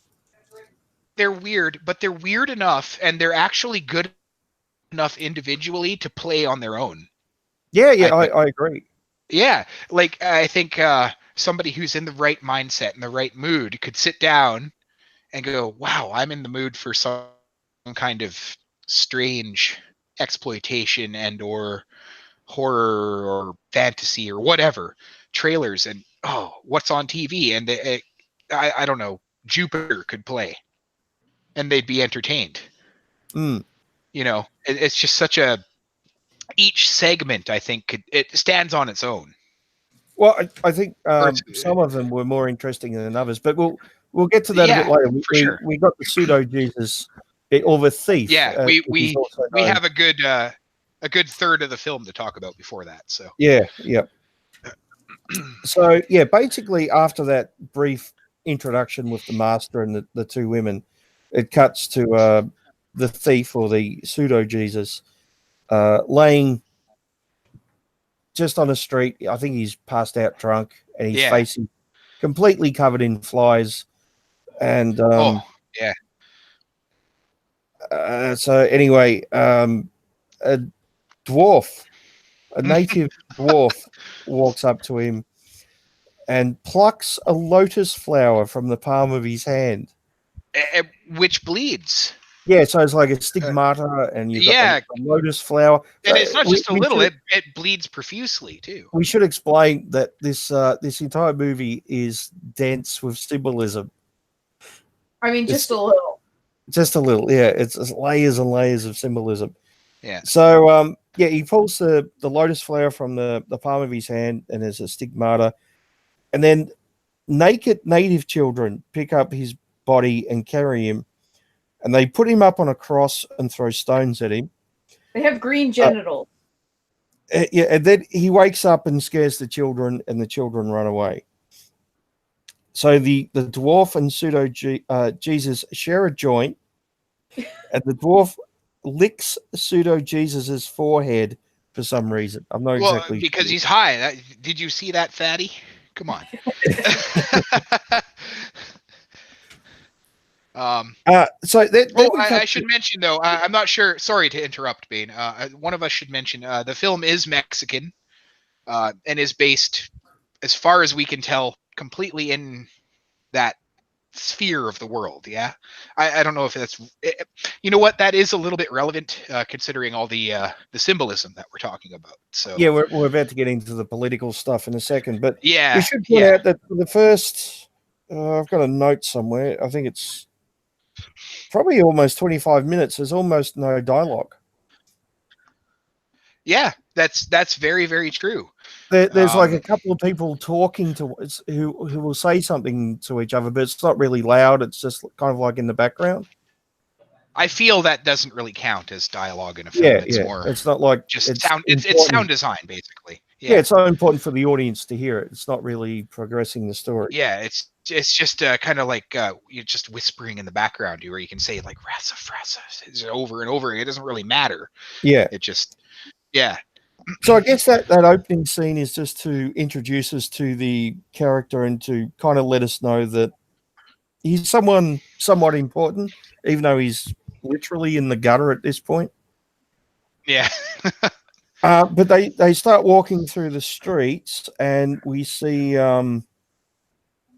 there's a truck going by filled with dead bodies, dead native bodies. Yes. So this is clearly a political statement by Jodorowsky. And Absolutely. He doesn't also shy away from the symbolism or the. No, it's the image pretty itself is horrific. horrific too. Yeah, it's terrible. Yeah, and we see the fascist police prowling the streets, and they're in like full riot gear. And we see the police with a firing squad, and it looks like children they're shooting. Yes. And we also see the police marching with what looks like crucifixes with what looks like skinned maybe dogs on them. Yeah, they're dogs. They're dogs. All right, so they're skinned dogs on crucifixes, and the fascist at least 2 dozen are marching down the street in lockstep. So it's a lockstep. So it's all, fascist state, fascist police, natives being killed. Very, very thick with political symbolism. Yes.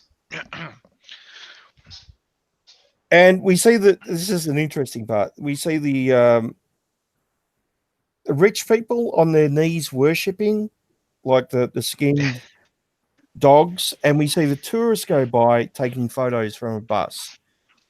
And the tourists don't seem to realize that this is a bad thing that they're looking at, like the natives being killed. No, not at all. Not even a little bit. It's basically like I thought in my head as that was happening, just tourists going through downtown London or something, taking pictures of a palace or whatever. Just an absolute disconnect between anything like that. So, yeah, there's no empathy to the people who are suffering. Yep. No. Yeah, and more children are shot, and I've got the tourists go by in oversized novelty Mexican hats, and they just run in and take photos, right up close, taking photos of the dead bodies as if it's nothing, right? Yeah. And then we see birds fly out of the wounds of one of the dead kids. Yes. Once again, the symbolism's very, very thick. Yeah, indeed. Yep. And as this is happening, one of the fascist police runs up and grabs one of the female tourists, and he throws her up against the wall and starts raping her. But she doesn't really, she doesn't realize she's being raped, right? No, she doesn't really react. She's very excited. Her husband is filming it. Yeah, and he's running up and he's taking, shots of it like nothing's happening, and she's waving at the camera. Yeah. While the fascist police officer is brutally raping her. And this is when Pseudo Jesus walks by, and we get a tiny little bit of dialogue where he says, "Can you, hold the camera?" Basically, that's the only dialogue. And the tourist goes over where his wife is being raped, and they're both waving at the camera. So this is clearly Jodorowsky's criticism of, I guess, the West ignoring the issues happening at the time. The political issues. And again, think about this. This is 1970, probably 1972 at the time when this was being filmed. So yep. Yeah, so the symbolism. I think the symbolism's pretty clear. It's not really a confusing movie when you think about it. Not really, no. It's fairly straightforward in and of itself. Maybe not with plot structure, but the symbolism. The symbolism, yeah. The structure itself is a different beast altogether, I feel. But yeah. Well, that's to simplify the plot, it's really just someone's spiritual journey. Yes. To put it in very basic terms, but it really is. And despite, I should mention, despite the character looking like Jesus Christ, the characters in the film, and I know I might be jumping ahead just a little bit, maybe 10 minutes or so, don't see him as Jesus Christ. They see him as Jesus Christ in appearance. They don't actually think or feel that he is Jesus Christ. Except for the prostitutes, but we'll get to them in a little while. We'll get to that later. I was just going to say that, except for a few characters. They just feel he looks like Jesus Christ, and they can kind of capitalize on that, I feel. That's where I don't want to jump too far ahead, but before we get to that, there's the Great Toad and Chameleon Circus. Okay. I fucking love. Right, yes. That was really enjoyable, actually. Yeah. It doesn't really progress the plot at any point, but once again, it's criticism by it does. Jodorowsky. Well, I mean, obviously, the criticism by Jodorowsky, obviously, of Cortez. Yeah, it's obviously historical criticism of the invasion. It is, yeah, and I mean Mexico, and to explain it to the audience who should have seen the movie before listening to this, because it's going to spoil it. I mean, there will be spoilers, so yes, that's their tough luck. Just in case you haven't, it's a circus, and they've got I use the term circus loosely. They've got like a big board with these little Mexican step pyramids on it. Yeah, like Aztec or Mayan. Mayan. Yeah, exactly. And they've got chameleons dressed up as Aztecs, which look fantastic with the little shields. They're so cute. They are. They're actually adorable. Yeah, they're very well done. And then we see these big wooden ships come, and the toads get off, and the toads are dressed as conquistadors and priests. Yeah, to symbolize Cortez and his the Spanish and the Catholic invasion and this and that. Yes. And we see the toads and the chameleons hopping around a bit, and then the whole thing just blows up. Mm-hmm. Oh boy, does it! And I felt a little bit bad for the frogs, because I mean, yes, animals were harmed in the making of this film. Most likely. Yes, they were. Sad, I looked into it.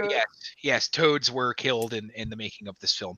But I mean, I like toads and I like reptiles. I don't want to sound heartless, but I mean, it was 1973, so.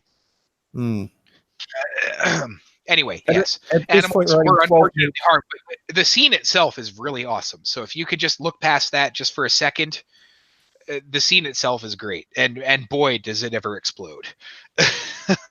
Yeah, so we're 12 minutes in, and already we've got a very heavy-handed but enjoyable criticism of the present state of politics in Mexico. That is 1973 present, and also his criticism of historical events. So now we go on to Pseudo Jesus, who comes across a Christ for sale shop where they're selling Jesus statues. You remember this? I do. Yes. Yeah, and they drug him and they put him in like a giant plaster mold. So they now have a mold of a life-size Jesus. And they just throw his naked body or half-naked body onto a big pile of potatoes. Well, they get him really drunk. Yeah. So he passes out. And they do this to him while he's passed out. Yes. And I found it quite weird, but amusing. And I got to say, is there anything sexier than a nun with a mustache?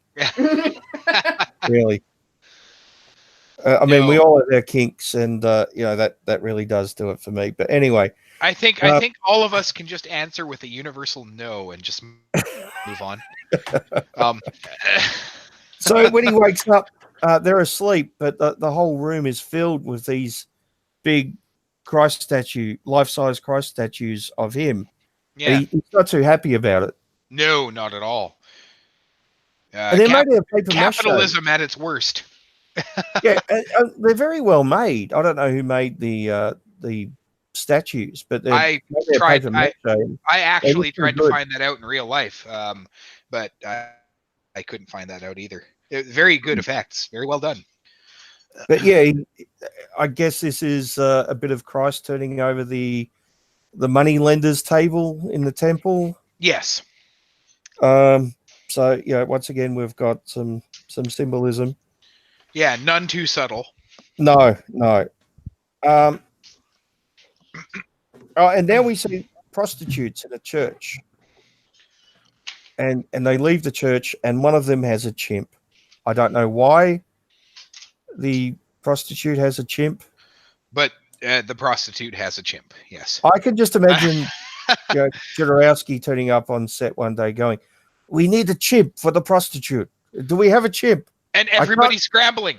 I Everybody's can't make the scrambling. movie if we don't have a chimp for the prostitute." I mean, if you have chimp Yeah. in your budget, you're gonna spend the money. Well, Yeah, I feel with a man like Jodorowsky, he would say something like Bane just said, and just expect everybody to jump. Yeah. Right? Like, and everybody would jump and be like, "Oh my gosh, where's the chimp?" Even though nobody has heard anything about a fucking chimp for the entire production. We Well, need it's to very get this fucking chimp out. important now. Yeah. And as I've learned with Santa Sangre, the man is still alive. I actually thought he died years ago. I have since learned. If I am getting his demeanor or personality wrong, I certainly apologize. But that's what I imagine on one of his film sets is organized chaos, where he The one wants interview, what he wants, and that's it. the one interview I've seen of him is in the Jodorowsky's Dune. Yes, I've And since watched that. Yeah, recently. He comes across as a great guy, right? I don't want to say, I'm not saying anything negative about him.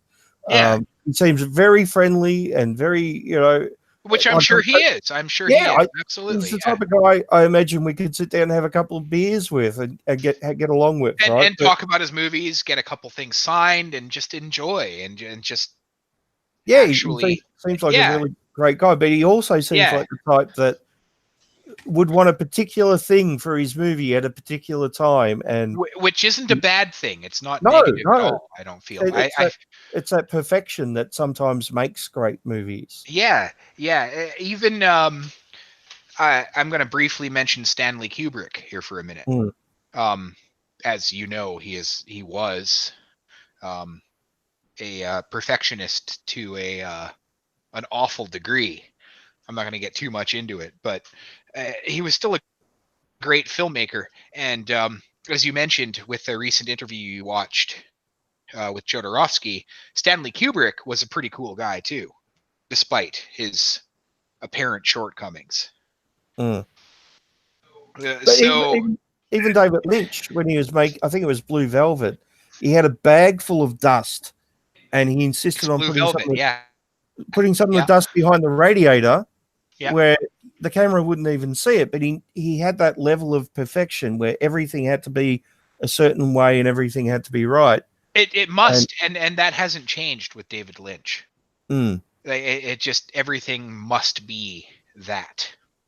And I think I imagine it would be very difficult working with someone like that sometimes, but the end result it would be worth it. infuriating. It would be, I think it would make a lot of people want to quit acting altogether. Mm. But I think it would be like appreciating the most hard-assed boss you've ever had in the best job you've ever had. Well, I think people like that have an You know- intense vision of what they want, Yes. and Yes. they're determined to make it a reality, which is kind of the opposite of Neil Breen. It just kind of Yeah. did whatever, and we'll fix it later Yeah. with Well, voiceover. I don't want to say that. Neil Breen may have been trying very hard throughout. That may the, well the have film been his process. vision. Dude, it's Yeah, just a fucking maybe. convoluted Maybe. mess. Maybe but- you're right. Yeah, just to not go too far off of that. Yeah, I see what you mean. Yeah.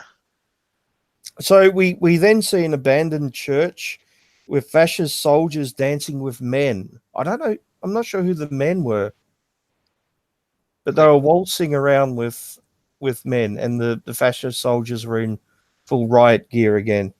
Who they were supposed to symbolize, you mean? Or Well, I don't know who the men they were dancing with were, but the church seemed to be in ruins, and there was an insane bishop inside who throws pseudo Jesus out, and pseudo Jesus lands at on top of his own statue, and he then eats the face of that statue. Because why wouldn't you? Yeah, so this is all clearly criticism of organized religion. Yes. And the corruption of the spiritual meaning that is really hidden behind it, and yeah, religion as an organization, as opposed to the spiritual journey, which is clearly the message of the movie. Yes. Well, So- yeah. I mean, the spiritualism as a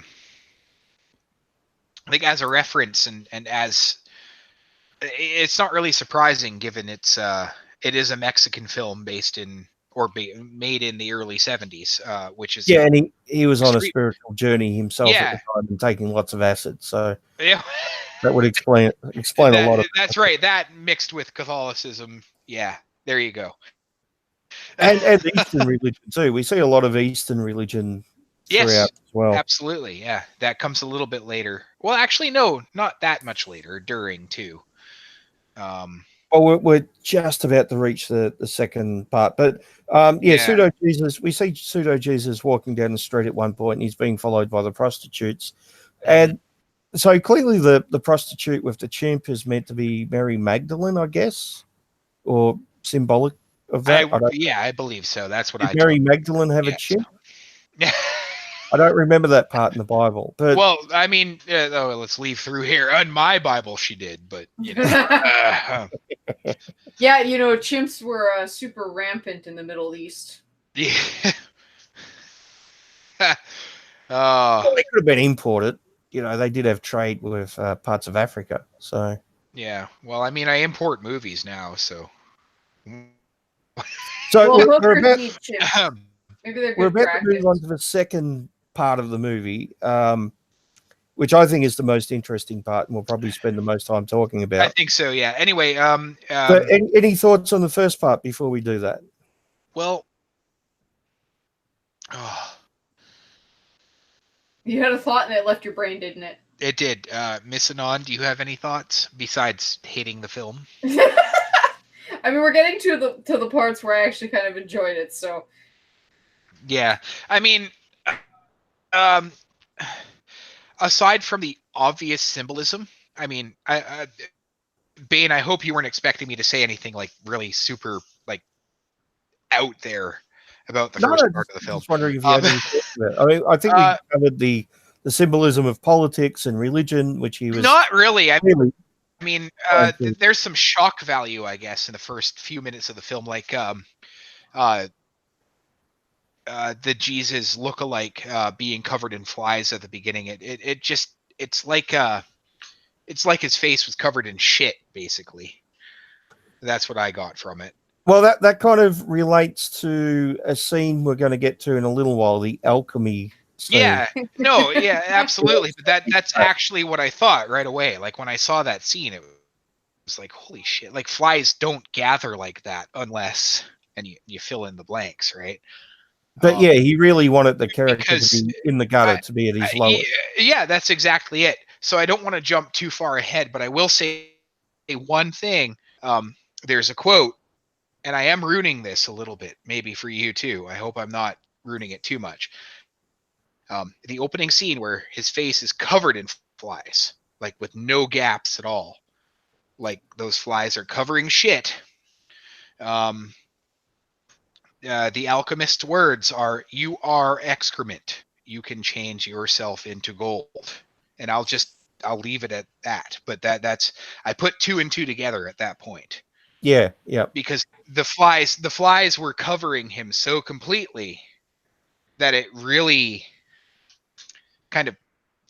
drove that point home, because as silly as it sounds, like, have you ever seen a group of flies cover, like, I don't know, like a pile of dog shit or something? They cover it completely. Yeah. I know what you mean. You know what I mean, right? So- Like it's not just like a couple of flies. It's completely. It's the whole log of shit. And I'm trying to sound as eloquent as I can, right? Well, But I think it's like, waking up, passed out. I think he was probably drunk or something, right? yeah, And yeah, of course. laying Yeah. half naked in the middle of nowhere, In the covered in gutter. flies. He's Pretty much as low as you can get. Yeah, yeah. And that's where Jodorowsky wanted him to be, right? So he could then build him up later on. Yeah, so that's why I think he covered his whole face in flies. It was it was such a jarring scene. It was such a jarring thing to see 10 seconds into a film. Well, right? it's actually a little bit later than 10 seconds because we had that first scene with the master and the two.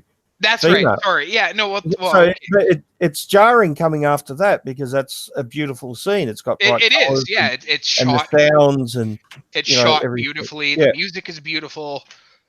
Yeah, the scene itself, excuse me, is very beautiful and wonderfully shot. And then we cut to that harsh scene. Yeah, That which was is clearly on basically, well, it is on purpose, of course, but it's basically his face is a log of shit covered in flies. I can't sugarcoat that, right? So, yeah. Anyway, that's what I take from the first 10, 15 minutes of the film is that this is a man that is you at could his lowest. yeah, you can't get any lower than this, and I think it really drives that point home. So, Pseudo Jesus goes to a large marketplace, and at the marketplace there's a massive tower with only one entry, which is a window up top. I don't know what tower that is, by the way. Is that I guess that's a real tower there. I don't think Jodorowsky built it just for the movie. No, he didn't. It wouldn't really surprise me. Yeah, no, it wouldn't surprise me either. No, he didn't. I don't have it in front of me, but it is an actual structure that still exists to this day. Yeah, I thought it would be. Yeah. And they lower a giant hook from that one window, and the people in the marketplace put food on it, and they pull it up on the hook. And Pseudo Jesus thinks this might be a good idea how to get into the tower. I don't think he knows what's up there at this point. So he jumps on the hook and he gets pulled up and he enters the, I guess, the throne room of the master. And this is where it gets a lot more colorful. It does, right? It almost pops, doesn't it? Yeah. Yeah. Very, very bright colors, but not in such a way that it turns me off. You know, sometimes if things are too bright or too colorful, they can be. Oh no, it's done. It's done very much under a shroud, almost. You know, it's kind of it's beautiful the way it's done, and nice geometric shapes and. Yeah. It's quite beautiful, and it's almost like it's done gradually, but it's not. It's done instantly, but it just feels like it's just done. It's very easy on the eyes and the mind. And there's lots of symbolism too with the master and dressed in white, and there's a goat in the background and various symbols and music, and he's got his assistant. A camel. Yes, there's a camel. And once again, I can imagine Jodorowsky going, "We can't shoot this scene until we get the camel." Yeah, that's right. I can only imagine. Yeah, so many of these scenes that are framed so perfectly, and I can only imagine they were either done perfectly the first time, which does happen, or it was hundreds of takes or tens of takes. Anyway, it just had to be perfect. Yeah. What do you mean we don't have a camel? They ordered the camel last week. Yeah, it should have been here for this. What do you mean it's not here? It's 1973. This is the modern age. Bring me my camel and my chimpanzee. Yeah. So the thief or the Pseudo Jesus comes into the room. He pulls a knife. Yeah. And the master gets off the throne, and they have a fight scene. And I gotta say, it's not a great fight scene, but no. I can't imagine they had anyone on the set who would choreograph the fight scene. But it's adequate. It works. It pulled me out of the film for a good 5 seconds, and then yeah, I was back into it again. It didn't really matter. So they have a fight scene, and the master disarms the thief, and he immobilizes him by poking him in the chakras. Yes. That's not a sexual thing either. By No. the way. That's actually a thing that they used to think you could do. Well, it's Yes. kind of like the Vulcan nerve pinch, isn't it? Yeah. Yeah. That's right. Why weren't they in a bus? Or, You- or the you thing- might. or Oh the yeah. thing in I Kill know Bill, you- with Yeah. the That's right. Well, I mean, Tarantino is definitely smart enough to reference a film like this. So, But yeah, once Pseudo Jesus is mobilized, he makes a cut on the back of his neck and pulls out I think it's a baby Cthulhu. it looks Fucking like it. Yeah. parasite Yeah. of some sort. Yeah. Yeah, it's a blue squiddy parasite. So, Omegon. yeah, I was going to say Yeah. young Omegon. That's how he was born. Oh He wow. came out of Jesus' neck. Yeah, you learn something new every day. This is the second time we've talked about him on one of these. Well, it is. We need to start tagging him in this shit because Good old Cthulhu teats. well, that's right. I mean, first there's From Beyond. I mean, I always assumed that Omegon came from beyond, but now Cthulhu Teats. He's been renamed. That's right. Yeah. well, yeah, I dubbed him Cthulhu Teats. So shall he be known. And I got to say, not only were the colors striking, but the use of sound as well. It was that. Yes. What's the throat music? Where's it from? I said Tibet. Mongolia. Mongolia. That's it. Yes. I think it was Mongolia. Yeah, Mongolian Yeah, throat music. Yes. It's Uh, actually quite along- beautiful. I like it. Yeah, it is. It is. I Along with looked up. bells and things like that. Other times. It is. I looked up. There's some on my playlist actually. I listened to some weird stuff on YouTube, and after watching this movie, there's some pretty beautiful stuff actually. Yeah, it's an interesting type of music, but I don't mind It is. Yeah. And it's great for Yeah, movies. Yeah. Certainly, It certain just scenes, yeah. well, certain scenes. Yeah. I mean, if you put it in something like Dumb and Dumber or Super Troopers, Yeah, or it something, would- I think would- it would be lost. But But you can say that with any music, but yeah, of course, definitely, yeah. definitely suits certain movies and certain scenes. Yeah, yeah, and I think it certainly has its beauty. I really enjoy it in the context of certain scenes for sure. I got to say, I think this is where the movie starts to get really beautiful.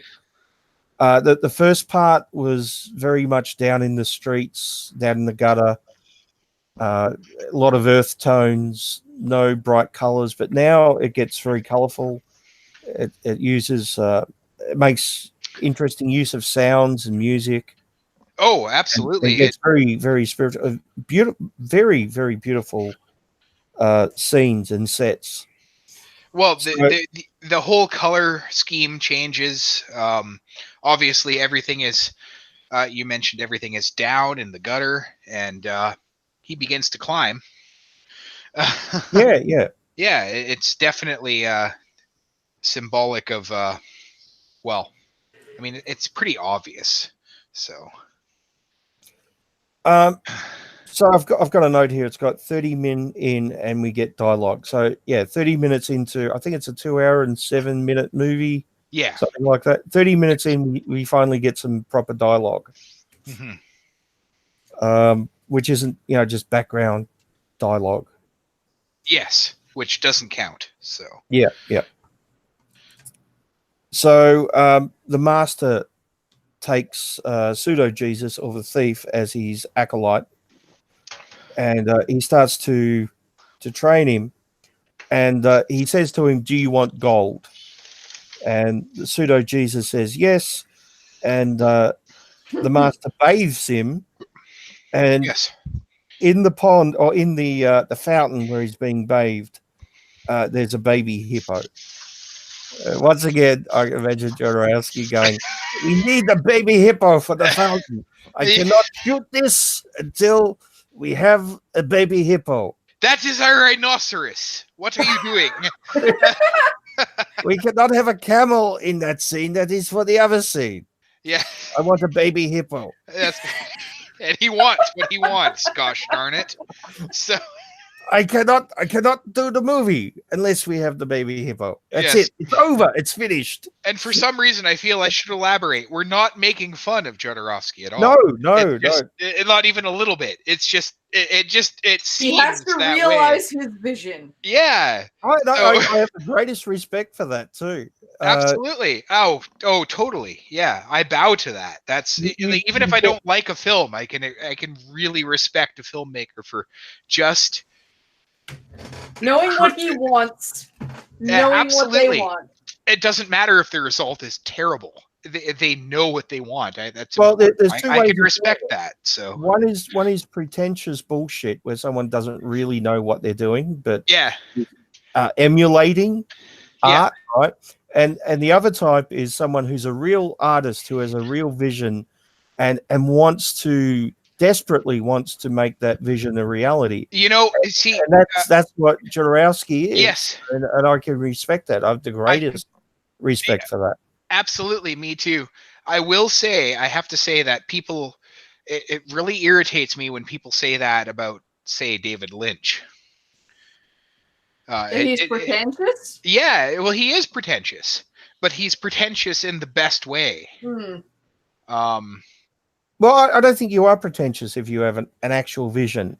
I think you're pretentious if you're emulating. Sure, okay. You don't Okay. really understand what you're doing. You've Well- seen someone else do it, and you're just copying it, and you think you're deep. You don't really understand it. Yeah. Neil. You're looking at the surface. You're not Mhm. looking at what's below it. Someone like Jodorowsky, Well, he sure. looks deep below it, right? It all Sure. has meaning to I it. think, and the reason I keep mentioning David Lynch, I think of him on the same level as Jodorowsky, Mm. right? It's the same kind of. David Lynch also is an auteur, where you can you honestly say, Bane, that you can watch 5 minutes of a film and not think, "Holy shit, this is a David Lynch film"? Yeah, the use of visuals and sound and all the rest. Yeah, pretty you can just tell, right? So I And you guess can even see his progression from his first three movies. you can, you really can. You And- can see elements of, especially with sound, in June from Yeah. Eraserhead. Yes. Yeah, you- there's it's, there's 8 years difference between those two films. So you can still see that progression though, and even Yes. through the Elephant Man, which I haven't seen in a long time. But yeah, and the Elephant Man it's only 3 years after Mm. Eraserhead. It's 81, that film. So yeah. Anyway, that's a little bit off topic, but yeah. He needs a specific mammal for a specific scene. Yes, he needs what he needs. It just has And a to happen. particular amphibian to match up with this particular lizard. Yes. Also, right. this midget needs to be missing this limb, but not that limb. So, Miss Anon, did you like the washing pseudo Jesus ass scene? I mean, yeah. I mean, he I does bet you have he has a very hairy asshole. He He does. really I must say. does. Yes. He needs a wax. Yeah. It's I not- mean, not the most pleasant scene in the movie. I come from a German lineage, and my asshole is not nearly as hairy. So It's also a lot. It's also a Is that lot a German cleaner. thing? I'm just saying. I mean, I didn't know that was a Germans German like thing. Shiza. Come on. I mean, there's nothing for shit to get caught in. So what kind of a German am I? But Well, you also Um, don't shit. We've discussed this before. yeah. Anyway, poor Bane. So, Bane's like, oh my god, you're ruining the episode. What is wrong with you? I mean, Meanwhile- honestly, meanwhile- the guy bends over and spreads his ass cheeks whilst they rub it clean. Come on Yes. now. yeah. I don't know what I was worried about. Bane. I don't know why I was worried about him thinking we're ruining the episode when all I got out of this episode is plot spaghetti in quotes. So, I mean, episode well and truly ruined 2 hours ago. So I mean, anyway, come on. Anyway, I've got a note here. It says geometry and colors okay. because we get a lot of sets I You know think what- I know what you mean by that. Yes. changing colors, but geometric shapes and spiritual shapes and Mhm. things of lotuses and all kinds of things. But anyway, we see Pseudo Jesus shit in a glass pot. Oh boy, does he ever! It's Yes. quite the shit. And they put a lid on it and put it over a fire, and the fumes from the smoldering shit go up a pipe into a big glass chamber. They do. Where Pseudo Jesus is, and he's sweating, and the sweat comes down another tube to another glass pot, where the liquid comes out and finally turns to gold. Yes. No, the shit turns to gold. We see it transition over time. We do, yeah.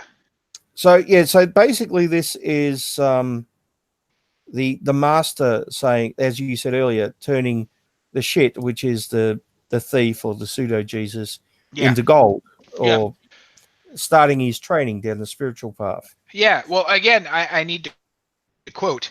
I misread this the first time I saw this. I read it via the subtitles, and most of the film is in English, and very good English, I might add, but some of it isn't. Some of it is in Spanish, like Mexican Spanish. And I misread it as your excrement, as in your excrement. You are excrement. No. I misread it as your excrement. You can change it into gold, or change yourself into gold. But what it really says is you are excrement. You can change yourself into gold. That is what the alchemist says to the thief. Pseudo Jesus, yeah, the thief, Pseudo Jesus. You are excrement, not your excrement. You literally, you are shit. You can change yourself into gold. So basically, what it translates to is you're shit, but you can change yourself into gold if you want. Like, so I misread the subtitle at first. It's not your excrement, it's you literally are shit. So I find that interesting. So I've got a note here. It's got the spinning lotus room blue. Yes. So absolutely beautiful scene. It's shot from above, and they're both sitting down. It's got like a lotus flower. It's all blues, different shades of blue. And that's in that we see that spins either. I mean, no, and the whole room is spinning. We see another one later on, which is a spinning. I've got spinning room red. Yes, so another room where it's spinning once again. Yes, I know exactly what you're talking about. Yeah. And there's strange paintings on the wall, which I think represent tarot cards, although they're not any tarot cards I've ever seen. No, I mean tarot is definitely a theme within this film. Yeah, for sure. And they're just strange paintings. I don't have notes on them, I meant the thief in terms of the thief itself. I think that isn't that a tarot reference? The Fool. The Fool. That's it. Yep. Sorry. Yep. Yes. Yep. That's so right. Yeah, that's clearly who the thief is meant to be. Yes, indeed, the Fool. Yep. Yeah. There's another card, which is the Tower. So yes, yeah, absolutely, yeah, for sure. I thought I had my wires crossed there, so good. Yeah, so there's all these weird paintings on the wall. I haven't got notes on them, but if I paused the movie and wrote down a description of each one, I think we'd be here till Christmas. I was just going to say, I think we could be here for hours, just talking about one scene. So I think it's probably best that we just kind of move on. I'm not going to go through each individual one, but we could, because they're interesting. Oh yeah, no, it's very interesting. For sure. I think it's like a headless body on a bed or something. Yeah, we don't have 10 hours to do that. But yeah, it's very, very, very interesting. I really enjoyed those. Absolutely. Maybe we will one day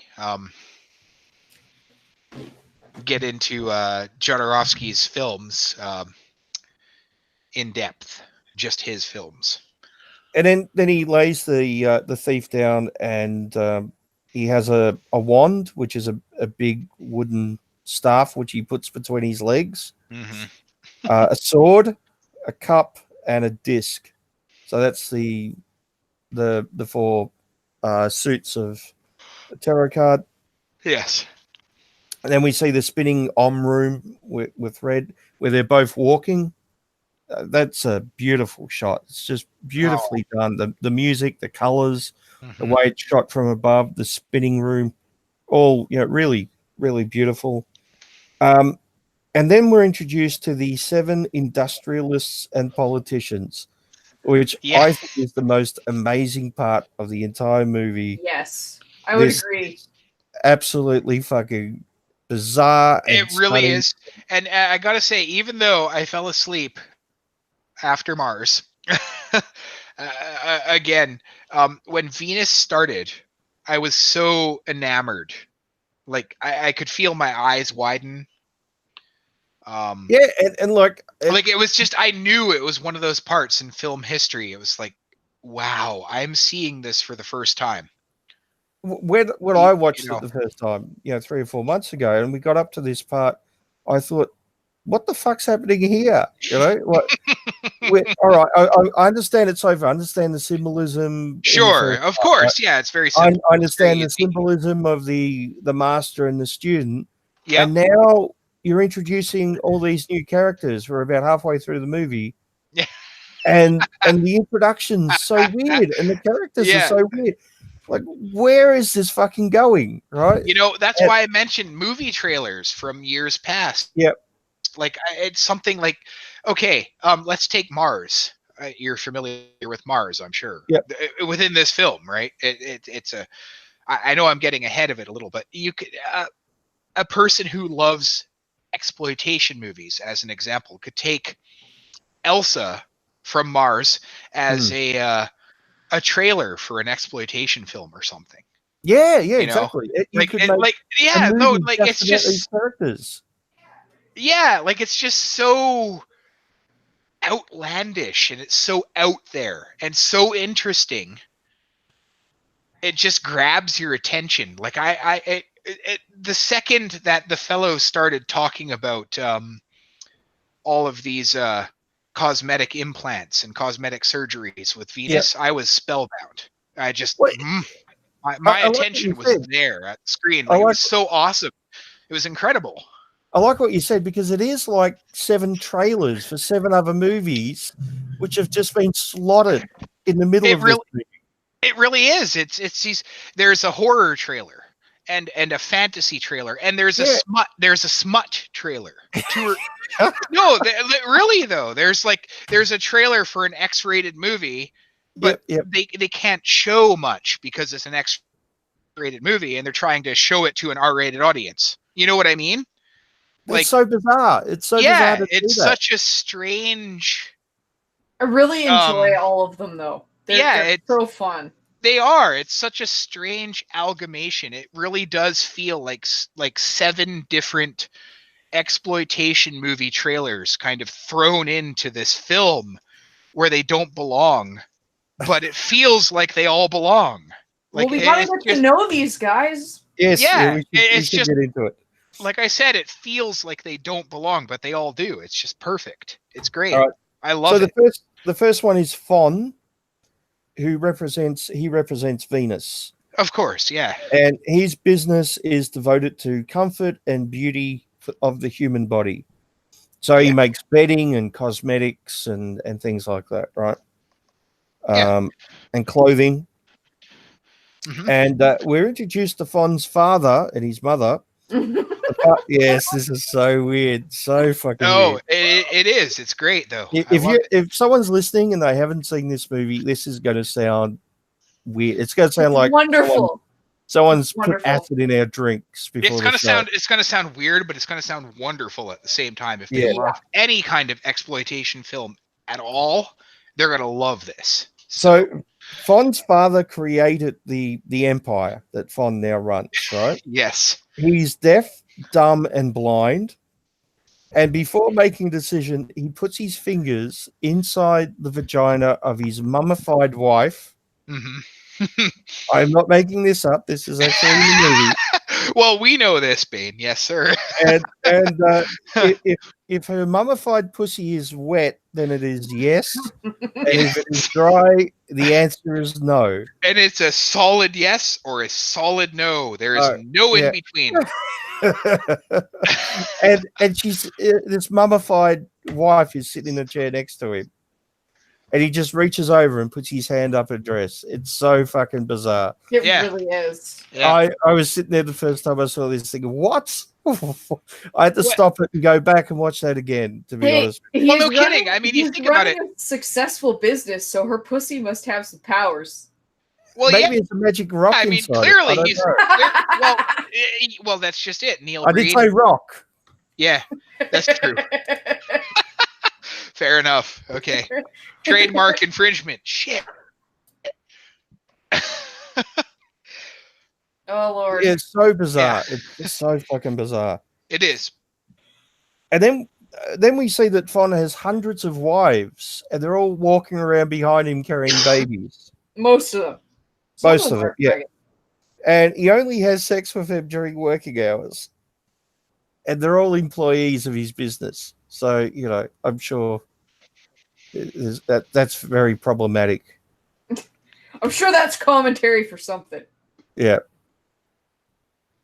I'm sure Fon is being reported in the Me Too movement as we speak. Yeah. For his work practices. Now he's good looking. He'll be fine.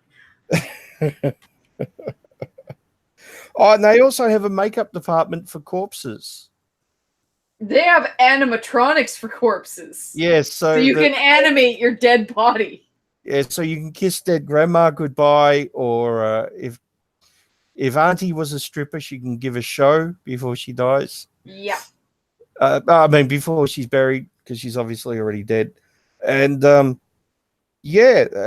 was quite bizarre. Thing. And then there's the buttock and calf implants. Well, they're not actually implants. I don't think they're implants. I think they just go under your clothes. Yeah, like a really fabulously padded bra.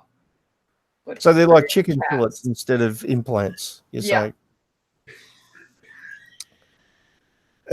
And what else was in that section? What else were they making?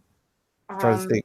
I at this point I got completely distracted by him getting a new wife. So.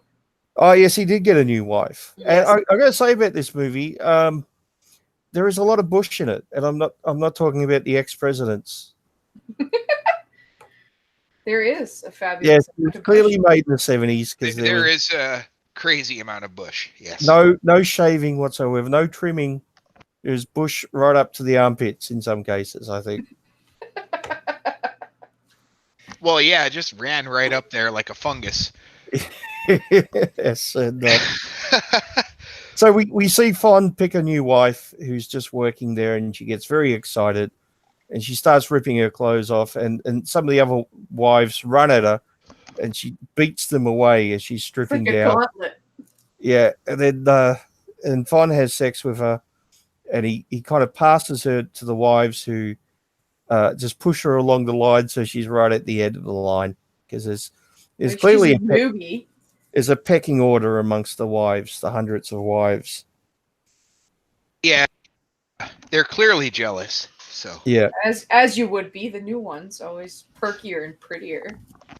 Oh, and then there's the faces. They have plastic faces which they slap on you, and that you become that new person. Oh yeah. So clearly that's meant to be making fun of or commenting on plastic surgery. So this is clearly a commentary on vanity and excess that we have, particularly in the West. But I thought Fon was one of the my favorite parts of the 7 individuals. Oh no, I like I don't remember what planet he is, but the guy that collects testicles. Oh yes, we'll get to him. Yes. So the next one is Isla, who's Mars. And, yes, did you notice her assistant had a wooden leg? I did indeed. This is a running theme with Jodorowsky, likes dwarfs and deformed people and all, the misfits. Yes, well, But he doesn't make fun of them in the movie, I should point out. not at all, not even a little bit. But it is a running theme that he does tend, and good on him, I say, Yeah. Um, Speaking of cult films, Yep. This film is one of the main reasons for the Ilsa movies. Oh, is it? Did it influence them? I'm not sure if you are familiar with them, right? Yeah, yep. Yeah, the Nazi movies. The Nazi ones, yeah. Yeah. This is one of the influences for those movies and why they exist at all. Really? I didn't know that. Yeah. I did notice the names were the same, but no, it's very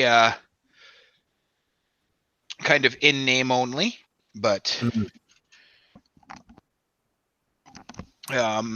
those are interesting movies. Soft porn, exploitation. They are, but the inspiration is there, so it's very interesting. So anyway, Isla makes weapons, and boy, does she make some interesting weapons. I just want to say that I would love a psychedelic shotgun. You don't want the fucking Jewish shotgun? The menorah. The menorah handgun, yeah. I definitely don't want a grenade necklace. That seems dangerous. Yeah, you don't want to lose a pin. That seems kind of counterproductive.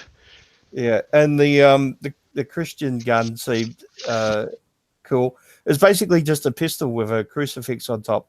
I'm surprised that hasn't been used in a vampire movie somewhere. It has. Exactly like that? Pretty goddamn close. Which one? Now I can't remember off the top of my head, but I've seen it. Hang on.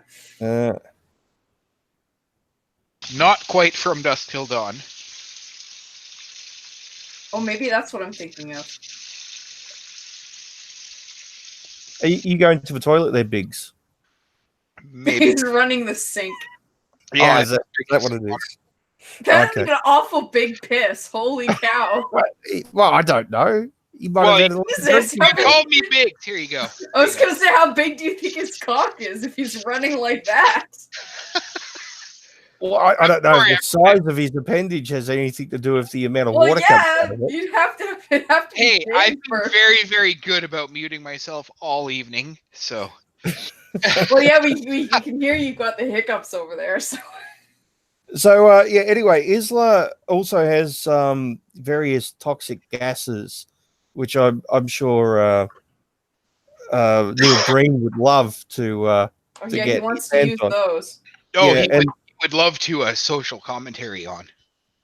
And some of them cause soldiers to run onto bayonets, apparently. Oh, yeah. Well, no, they don't run onto them. They go animalistic, and they don't care that they've been impaled. They'll keep attacking regardless. Yeah. Yep. That was a great scene, too. And it was, yes. And it then cuts to an armless dwarf kicking a mannequin. Just because why not? Yeah, and I think clearly the dwarf was the result of thalidomide, because the no arms and the very small legs, and he was wearing a military helmet, and he was just kicking a mannequin, screaming. It's such a bizarre image. Yes, because he's so angry and he's screaming at like the top of his lungs, this anguish. Yeah, and it's very convincing too. So yeah, but obviously, because of his condition, he would be harmless. Yes, I did say harmless, don't worry. Moving on. Gosh, that was insensitive, Bane. I was correcting myself so no one misheard me. Yeah, misheard. Trying to be sensitive. This is a The next politically correct show. Yes, the next one is Glenn, who represents Jupiter. Yeah, This is the I Art missed Factory. this one altogether. Okay. Oh, you missed this? Did you watch it afterwards? I did, but it's not the Okay. same. Again, Okay. I wish I could go back and watch it all in one go, but I can't. So So this is the art guy. All right. So Okay. we've had the cosmetic and vanity guy. We've had the Yes. weapons woman, and now we have the art guy. And he and his wife aren't on good terms. I think he touches her hand or something, and she disinfects it. Yeah. And he goes off and gets I in his remember car. all that from watching it from the yeah. He goes off and gets into his car, and the chauffeur gives him some drugs, and they then pull up at his mistress's house. As she gets in, and they put drugs in each other's ears. I don't get that. They're not. It's not cocaine, but it is. Yeah. And we see his art factory where he has like a conveyor belt of asses, which people paint, and then they sit down on a piece of paper. And then when they sit up again, it moves along, and the next ass prints on it. And that's. Yeah. So it's, So they basically make asses of themselves. Is what you're yeah, saying. well, it's clearly commentating on modern art. I'm sorry, that was way more funny to me than it should have been. Yeah, there's weird art with like people's asses and dicks hanging out and tits and things, Yeah. and they're going along and tickling them and shit. It's weird, right? But not as weird as the giant mechanical vagina. Yes, that she must stimulate. Oh, yes. But the first yeah, guy that is was not good. He's not. Yeah, a- the chauffeur No, gets a giant He can't rod. do it. So is this still Jupiter at this point? Yeah. Okay, they see that's why it's like a fever dream to me. Yeah. So he couldn't fucking do it basically. Yeah, And the chauffeur gets basically a giant rod, and he tries to just ram it into the giant mechanical vagina, which Well, is like this yeah, giant box. yeah. It's literally a box. Oh, the mechanical orgasm. Yeah. Oh, and that's so- sorry. Yeah, so, yeah, that's what it is. the voiceover says that he's a bad lover, so they hand the giant rod to the woman, and she Yeah. she tickles it a bit and moves it around, and the giant mechanical vagina slowly opens up more and more, and eventually she shoves the giant rod into it. Okay. Yeah, I don't, this is going to sound so weird if you haven't seen the movie. Well, I swear this is what happens in the movie. And then brown liquid comes out the end of it. And I don't know what that is, but Oil. maybe it went in the wrong hole. I don't know. But Well, what There- would a machine there it is. orgasm? It would orgasm oil of some kind. Coolant. I don't know. cool. and then we see a baby version. Well, yeah, it gives birth immediately upon orgasm. But, Don't you? but Well- wouldn't the baby also be a mechanical vagina? So it's a baby mechanical vagina. Is that even legal in bro. Mexico? Well, I mean, if I gave birth immediately upon that, there would be so many babies in our laundry hamper. It's not even funny. Your poor socks. Hey, what I do in my sleep, it has nothing to do with this show. Wait, So, how are you getting the socks in your sleep? I don't know. Skill? God, Anyway. So yeah, that's the art factory, and so Yes. fucking bizarre, especially the giant metal vagina thing, mechanical vagina, which Yeah. obviously they spent a bit of money on. oh, yeah. I would assume so, yeah. Yeah, it It looked looks pretty complex with a lot of it moving looked- parts. it- It wasn't just like a box with a There's vagina. probably a painted bunch on it. of midgets in there. rather expensive for sure. So- There's a bunch of midgets inside it. Make it a well, movie. maybe, but Well, it probably was. But yeah, midgets ain't cheap, man. I mean they put a midget inside R2D2. So, Yeah, midgets got to eat. So are you saying that midgets shouldn't go in giant metal vaginas, mechanical No. vaginas? I am Oh, not. I'm just saying that midgets got to eat. Yeah, that's true. So the next one was Sal, who represents Saturn, and she makes toys, or war toys to be exact. I loved her dressed up as a clown. Yeah, she's dressed up as a clown with dwarf Santa Claus. Once again, more dwarfs. And they're giving shit to kids, and then they go to the factory Shit. and toys or chocolates or something. I don't know. You gotta be specific when you're talking about this movie because we already talked about boiling shit to make gold. So I love or something. I don't know. That's like the best. it was the boomers. That was the boomers thing ever. Or something. I know. What a kid's like nowadays. I don't know. Or something, I guess. I'm not even making fun of anybody. I just considering this movie, it could be LSD for all we know. I was just gonna say, like, how do you say? It probably was LSD. So she goes to the factory, and some people surround her. And when they move away, she's in a business suit and business hair, so she's out of the clown get up. Yeah, and it's all business now. And she says that they predict things using electronic computers. Ooh. Yeah, well, those electronic computers. As opposed to non-electronic computers. Well, technically, you can have a computer which is not electronic, but it's weird these days because when you say computer, you automatically think of an electronic computer. So yeah, that stood out to me, But they make toys which are designed to basically corrupt children, and one of them is a hypersexed brown native vampire that can only be killed by across the color of white skin. Do you need me to read that again? No, I think I'm good, but still, wow. So that's a bit of political commentary there. Not on the nose at all. Sorry? It's not on the nose at all. It's very confusing. And they also make a comic book. And what they've done is they've taken a Captain Marvel comic book at the time, and they've cut out the word Captain from above and stuck it below. So it's now Captain as opposed to Captain Marvel. And you can actually see that the second Captain is a slightly different color. It's been copied somehow. Yeah. And stuck on. So yeah, I think Captain was a very popular character. Not as popular as Captain Lieutenant. Or is that Lieutenant Captain? I can't remember. I always get that confused. Lieutenant Major. Yes, that was the villain, I believe. That's Lieutenant Major to you. Yeah. Yeah.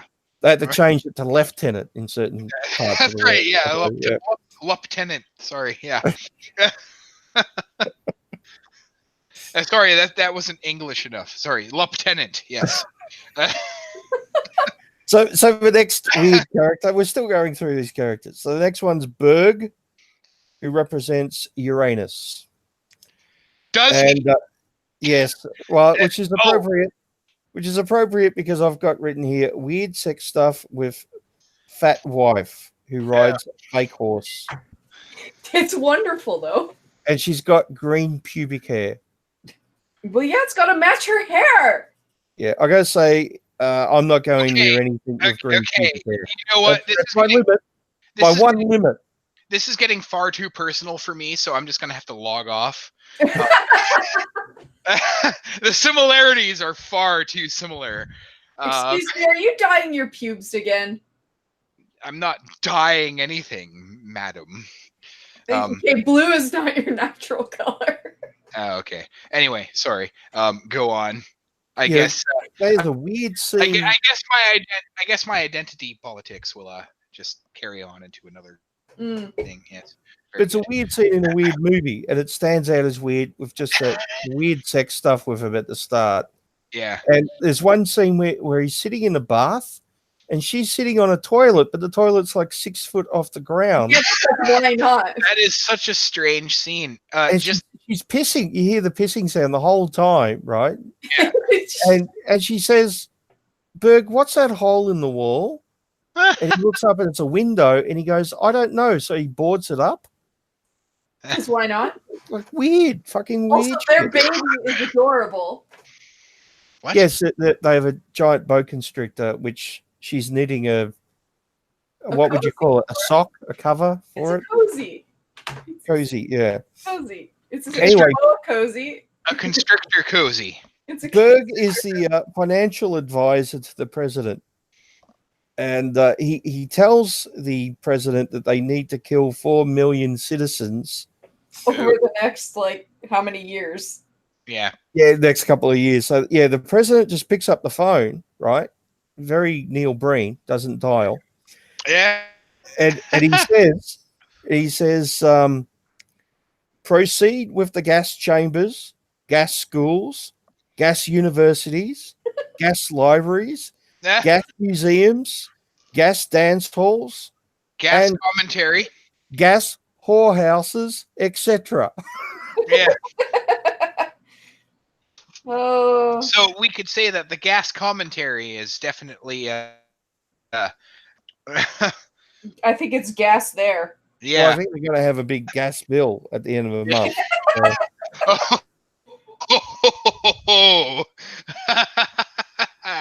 Oh, cringe. Well, they're going to be gassing all those places. They're going to have a big gas bill, which means Yeah. they'll probably have to kill more people. I mean, reality is not cringy. Come on. No. Sorry. Yeah, Eh? you should be. Sorry, eh? So the next character, I think this is a non's favorite, It is. Axon, who's Neptune, and he's the police chief of police, and he's got a mohawk, and he looks like something out of Mad Max. I love his helmet has a hole in it for his mohawk. It's Well, fucking- yeah. think Isn't it fantastic? fucking awesome. think Mad Max meets Rob Halford maybe at a gay club. Nice. And anyway, he cuts the balls off new recruits for the police force. Mm. And he has a big room filled with 1,000 jars. No, 999. Well, it's 999, and that's the final one. But there's actually a mistake in this because they say that he says that there's been 999 recruits before him, and this is the 1,000th. And he says finally he has 1,000 testicles. It should be 2,000 testicles. 1,000 sets of testicles. Yes, 1,000 sets of testicles. Yes. So, yes. He is my mohawked testicle collecting prince. And there's one scene. This is a beautiful scene. He's walking around with a giant gun, and it's just like a normal machine gun someone would hold, right? Like almost like a Tommy gun or something. Yeah. But it's like 12 foot long, and he's just carrying it on his shoulder like it's a normal fucking gun. It's so bizarre. It's awesome. Yeah, and Yes. and then there's lots of scenes with blood and gore with cops killing people again. So it's once again similar to the opening scenes. There's lots It's- there's lots of stuff coming out from inside them though, like birds and plants. Yes. Yeah, there's classical Yes, music yeah. over the top. Yeah, Yeah. lots of strawberries and lettuce and stuff, Yeah, and birds yeah, flying out yeah. of wounds, and there's one scene, and it's beautiful but comical at the same time. It's Of beautiful course. Yeah. in its weirdness, right? And it's kind of like a mock upper torso of someone and a mock head, and Axon grabs the head and pulls it off, and there's like a Yeah. spring skull underneath, and the skull just pops up, and it almost looks like a bad special effect, but I kind of think that maybe that's what he was going for in a weird way, because the whole scene is very artsy, even though it's bloody. Sure, but I mean, who could know at this point? But yes. Yeah. I mean, And then we have Loot, who represents Pluto, which is architecture. Yes. And it's an interesting home he has at the start. There's like all these circular holes through walls and supports and things. And for some reason, he's being chased by children dressed as Mickey Mouse. I don't really understand why. Do you have a hate boner for Disney now too? Asshole. No, No, I'm sure just saying it's weird, but and it's a wonder he wasn't is weird, sued by Disney. So the director Alejandro Jodorowsky actually plays, as we know, the alchemist in the movie. Mm. And I guess we are approaching the end of the film at this point. Well, almost there. Don't worry. I was going to say the architect wants to make homes which are shaped like coffins, where the workers only go there to sleep, and they eat at the factory and they're working the rest of the time. So it's to save on space and to maximize productivity, I guess, right? Profit, yeah, because he doesn't want backyards and playgrounds and lounge rooms. The idea of a home. Yeah. So yes, we're now entering the final third of the movie, where all the acolytes meet around the table and they all push their money into the fire.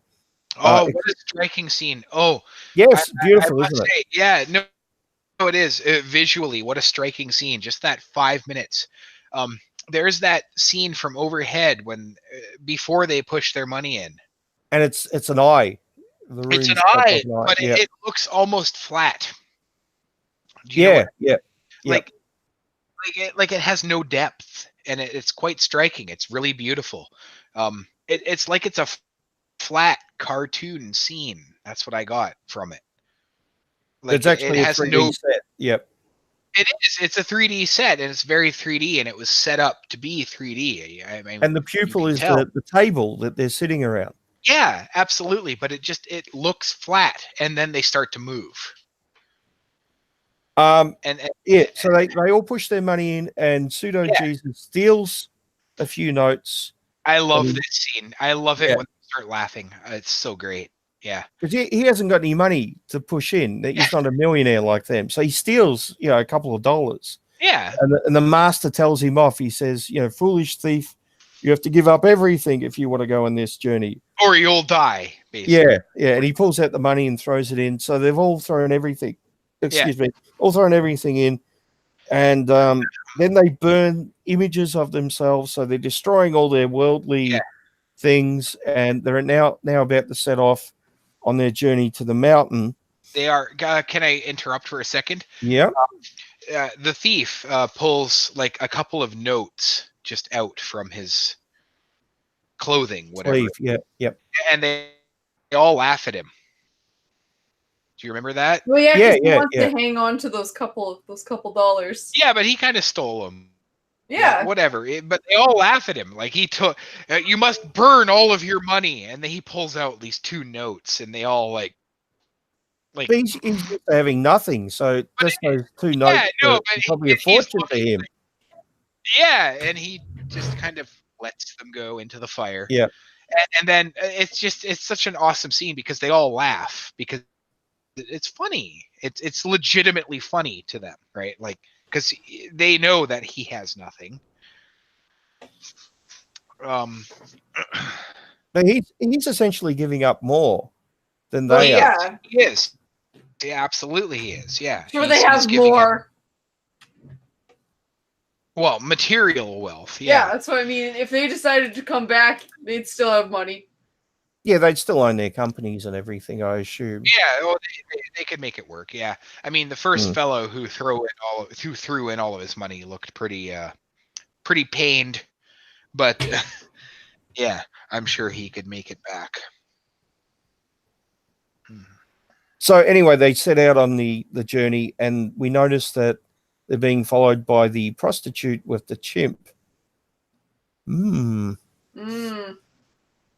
And they go to a village where there's like a local healer, spiritual man, and I think it's Loot runs off because he can't stand the smell from the poor villager, Yes. the right. holy man. And Yeah. the master runs up and assaults him, basically breaks his leg, and says, "Now you'll have to put up with his smell while he heals you." Yeah. Yeah. So yeah, the master's insulted by the fact that he's insulted the local healer. Oh, and then they take drugs. Big surprise. So many drugs. Yes. Yeah, I didn't think they would do that. I was so shocked. It Every doesn't seem like a 70s movie where there's a lot of Really? drug taking at all. Of course, I Really? expect. So that bow chicka bow wow didn't give it away. And there's a lot of spiritual woo-woo going on where Oh, imagine yeah, so much they're in the dog and the dog's running through the field and, Yeah. and all this other shit. So they then get on the boat to leave to the island, to go to the island where the holy mountain is. Oh, there was a scene earlier Yes. where the holy man or the master explained that there's this holy mountain throughout all different spiritual beliefs, and he knows where it is. So that's where they're going, obviously, to find the 9 immortals, so they can find the figure out how to be immortal. So essentially, the holy mountain, as opposed to Yes. the holy mountain. Mm. Does that make sense? Mm-hmm. Like, yeah. So on the boat, Pseudo Jesus is having doubts. So the others hold him down and they perform a ceremony, and they pull the dwarf from the start of the movie out of him. Yeah. And the dwarf represents his doubts and the part of him that wants to go back and things like that. And they tell him to throw the dwarf over, and he says no because he can't swim, he'll drown. And then the dwarf disappears because he realizes that's all illusion. Yeah. What's the spiritual woo going on at this point?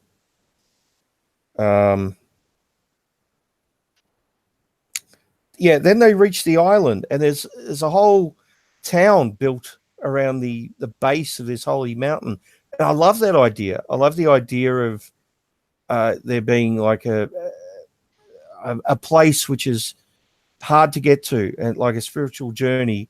Mhm. And a lot of people make it to a certain point and then stop or give up, and they just build a town around that. You I know, think that's yeah, an amazing concept. I'd love to write a movie about that. Just about, that is an awesome concept. It's like these folks, they made it just within a fraction of an inch. yeah, but Right. they can't go any further. Yeah, And, they just can't. For whatever reason, it doesn't even matter what reason it is at that point, right? And they build this enclave or this town around that. Yeah, no, I certainly see what you mean. I'm not sure if I have the exact same idea that you have, but oh no, I think we're on the same page. I yeah, just think it'd be an interesting thing to explore. All the failures at that point, who reach a certain point and can't go on, and they've actually, instead of going back to civilization, they've set up camp there and built a town. I think it'd be an interesting thing for a book or a movie. For sure, it almost seems like an old school, like Akira Kurosawa movie or something like that. Like, no, really, like, is it more work to move forward and build that dream that they had to begin with, or is it more work to move backwards and just kind of live the life they had before? Well, they're kind of trapped there, I guess. You could even call the town limbo. Yeah, well, no, exactly. Like, it's just kind of an in between. Yeah, that's really interesting for sure. So, anyway, there's 10 people, I think, on the journey, isn't there? Overall, yes. Yeah. So anyway, the 10 are basically tempted by those who have failed. And there's like a bar where, everyone's happy and, because they've made it to the foot of the mountain, but they can't go on. There's one guy who claims to have conquered the mountain, and he can actually travel through the mountain, but he can only do it vertically. he can't do it horizontally. No, sorry, horizontally he can't do it vertically. Yeah. So he can go through the mountain, but he can't reach the peak of the mountain. And for him, that's having mastered the mountain, but it's not really. He's failed at it at the base of it, basically. Yeah. So, any comments about that, or 'cause we're almost at the end? I mean, it looks like a fun bar. There's lots of drugs. Yeah, well, She's just got a tray full of drugs. yeah, I guess that's why a lot of people stop at that point and don't go on. Never leave. No, I guess it's kind of like looking through the eye of a needle, but never seeing what's above it. Basically, I don't really know. Like, it's one of those films that I wish I would have stayed awake longer during my first viewing of it.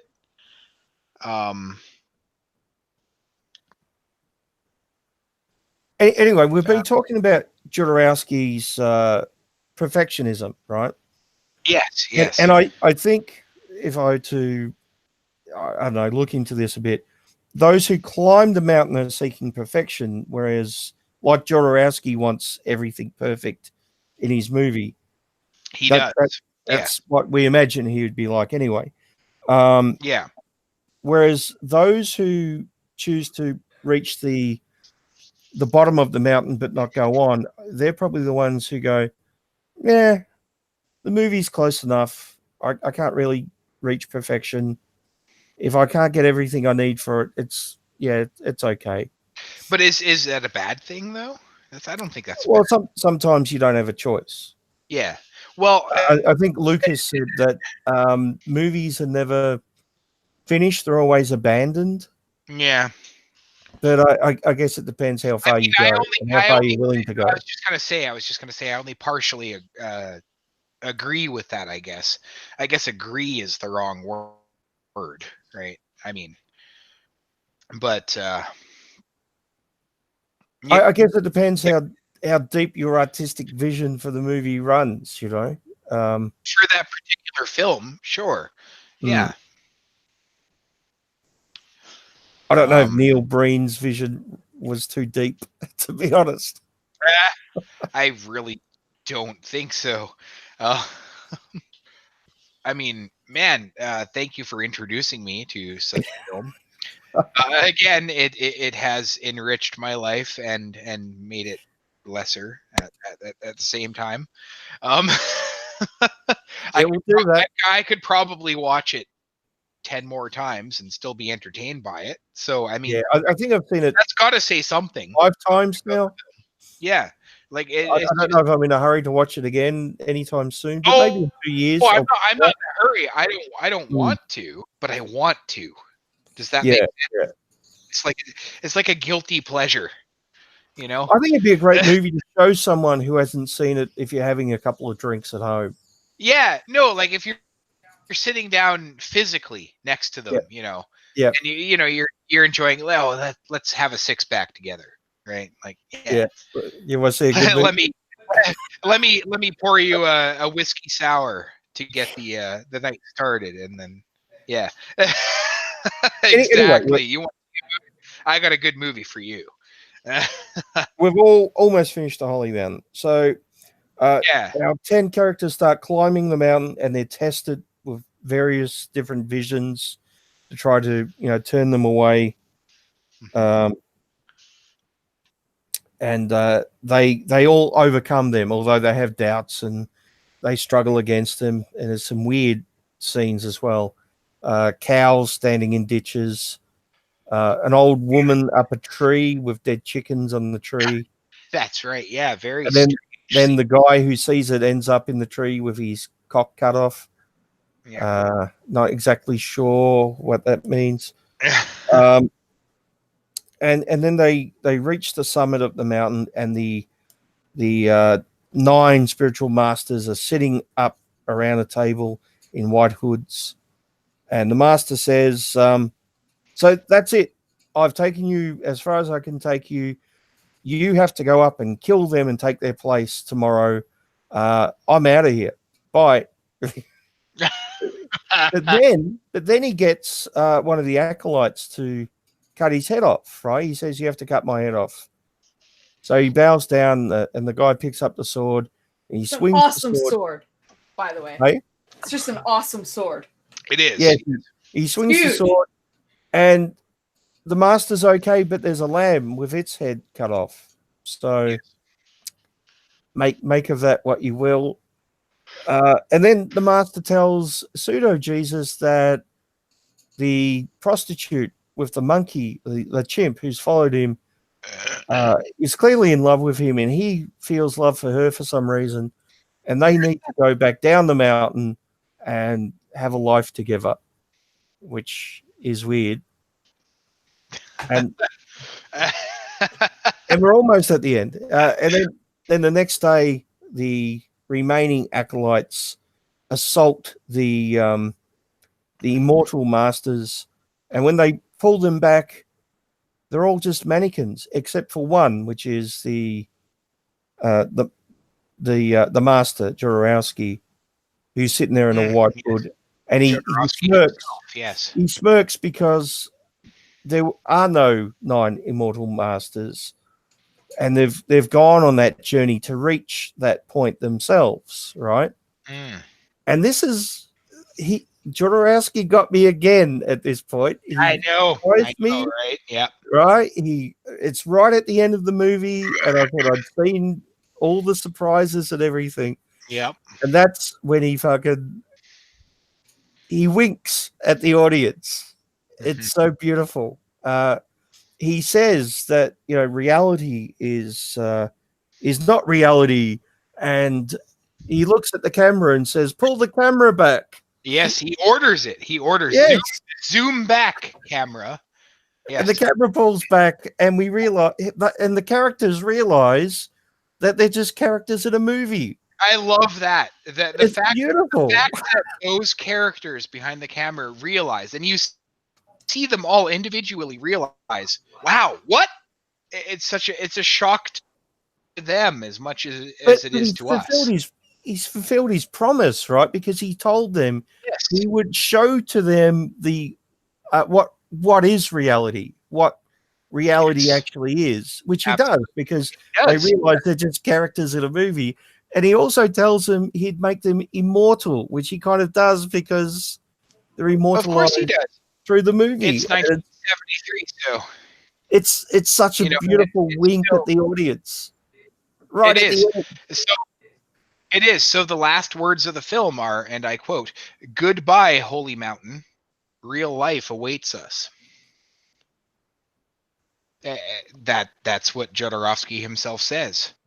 Goodbye, Holy Mountain. What a fucking trip the whole fucking thing is. It really is. It just blows it out of the water, and it's so fantastically, like, it's just delivered so perfectly.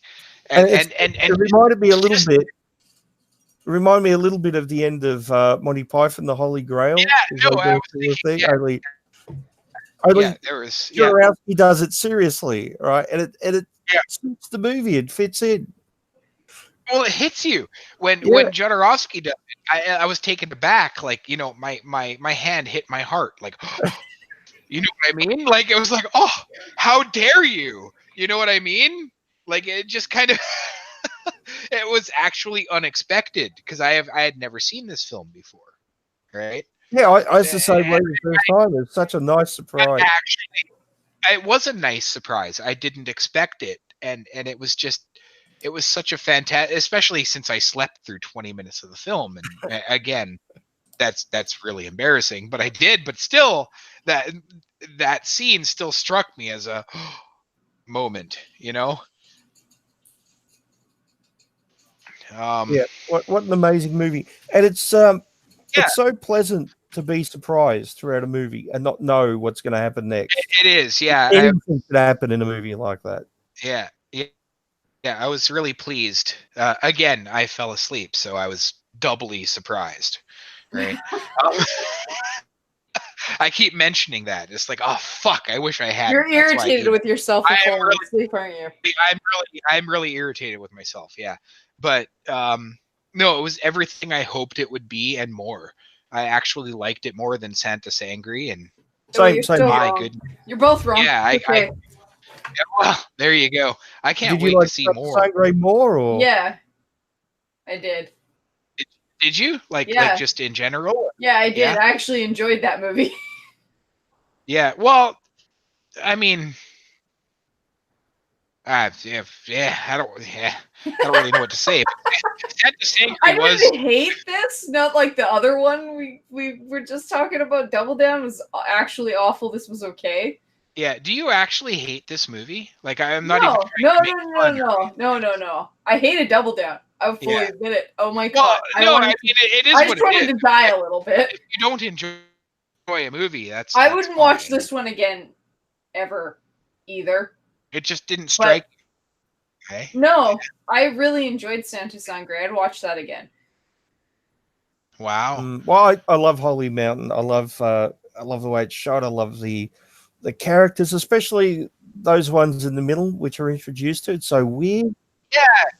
Yeah, like I'm really glad, Bane, that you got my reference to all those old trailers. Yeah, yeah.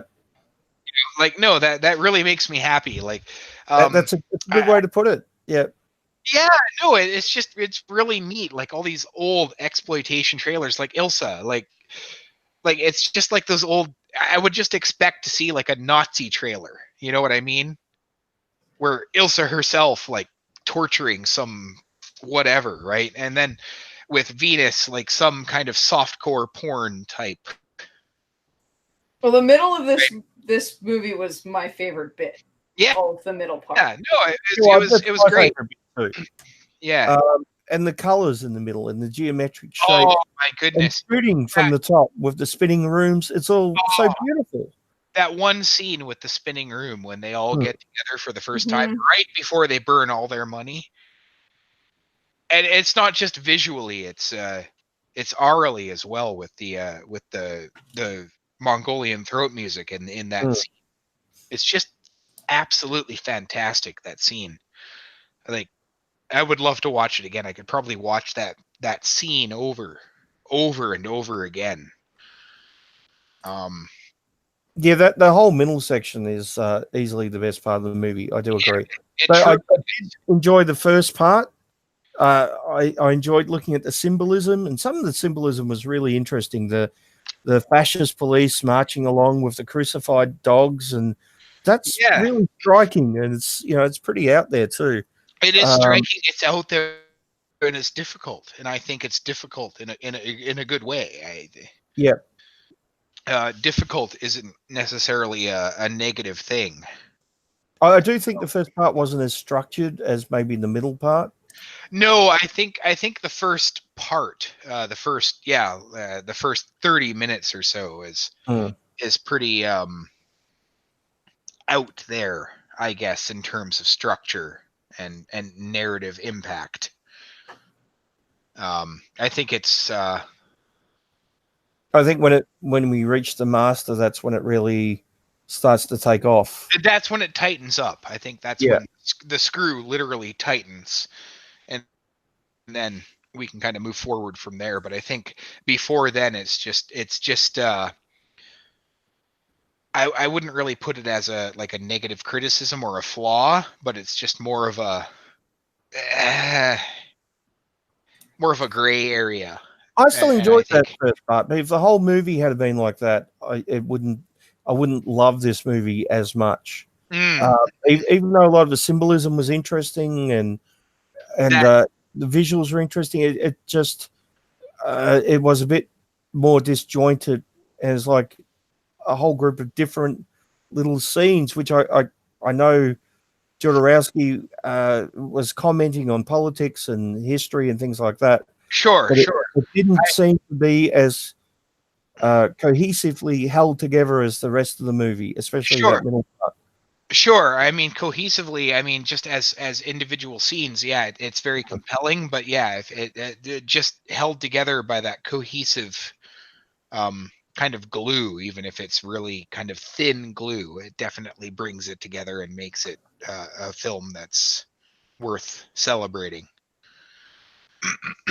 And the last third I found interesting as well, although not as interesting as that middle part. That middle part is spectacular for numerous reasons. Yes.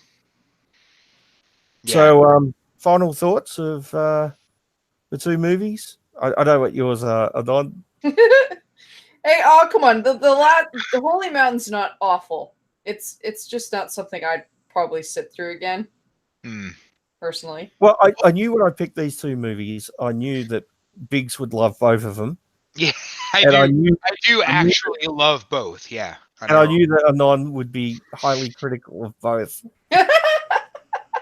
Yeah, that's one of the reasons why I picked both of them and put them together. I thought they'd be interesting to discuss. You're just trying to ruin our relationship. I know what you're doing. You're just trying to make us fight. There you go. Yeah. We broke up over Holy Mountain. We actually did bicker a little bit over a Double Down.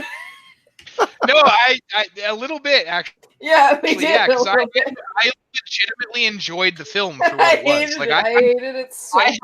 I actually had a good time watching Double Down. Like it was a good time. It was like, holy shit, this is fucking terrible. But this is I can understand. You know what I mean? I cracked beer and just had a good time and just enjoyed it. And I was like, oh my God, this is fucking awful. And I was upset. Like, yeah, no, I was like, you know what? This guy, he tried his best. He clearly likes movies. That makes it worse. To you, yeah. So it was just one of those things. Double Down is just, it's an awful movie. And I enjoyed every minute of it, if that makes sense. I enjoyed Double Down the same way as I enjoy watching the auditions for American Idol or whatever, where you have the people coming in off the street and you get those people who think they can sing and they can't. You know what? Neil Breen, he thinks he can act. He thinks he can act, but he can't. They sound like they've got a couple of cats and put them in a sack with some tin cans and thrown them down a stair. Some tuna cans, and then all the cats caught botulism and died. But you know, and they don't realize that they can't sing. And the judges say they have no idea. They're trying. You don't know what they're talking about. I'm going to be the biggest star ever. Yeah. And they just have no idea that what they're doing is so bad and so funny. And that's what makes it so funny. There's no self-awareness. If they did it as a joke and they knew they couldn't sing. That's what I was telling Miss Anon.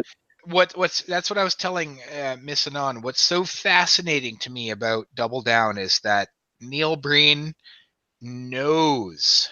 He doesn't just think. He knows that he's a genius. Yeah. Well, he must, otherwise you would have. No, I'm dead serious. I know it's not tongue-in-cheek. Like, he knows that he's a fucking genius.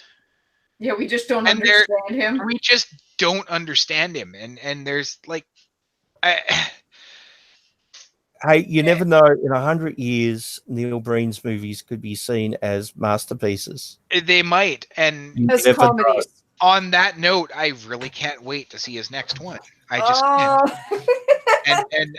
Is that your next pick? Have you changed it to a Neil Breen movie? No, I haven't. But I might. Maybe it'll take 8 months. Maybe it'll take a year. Maybe it'll take 2. Maybe I'll have to go to college and get a master's degree in computer sciences.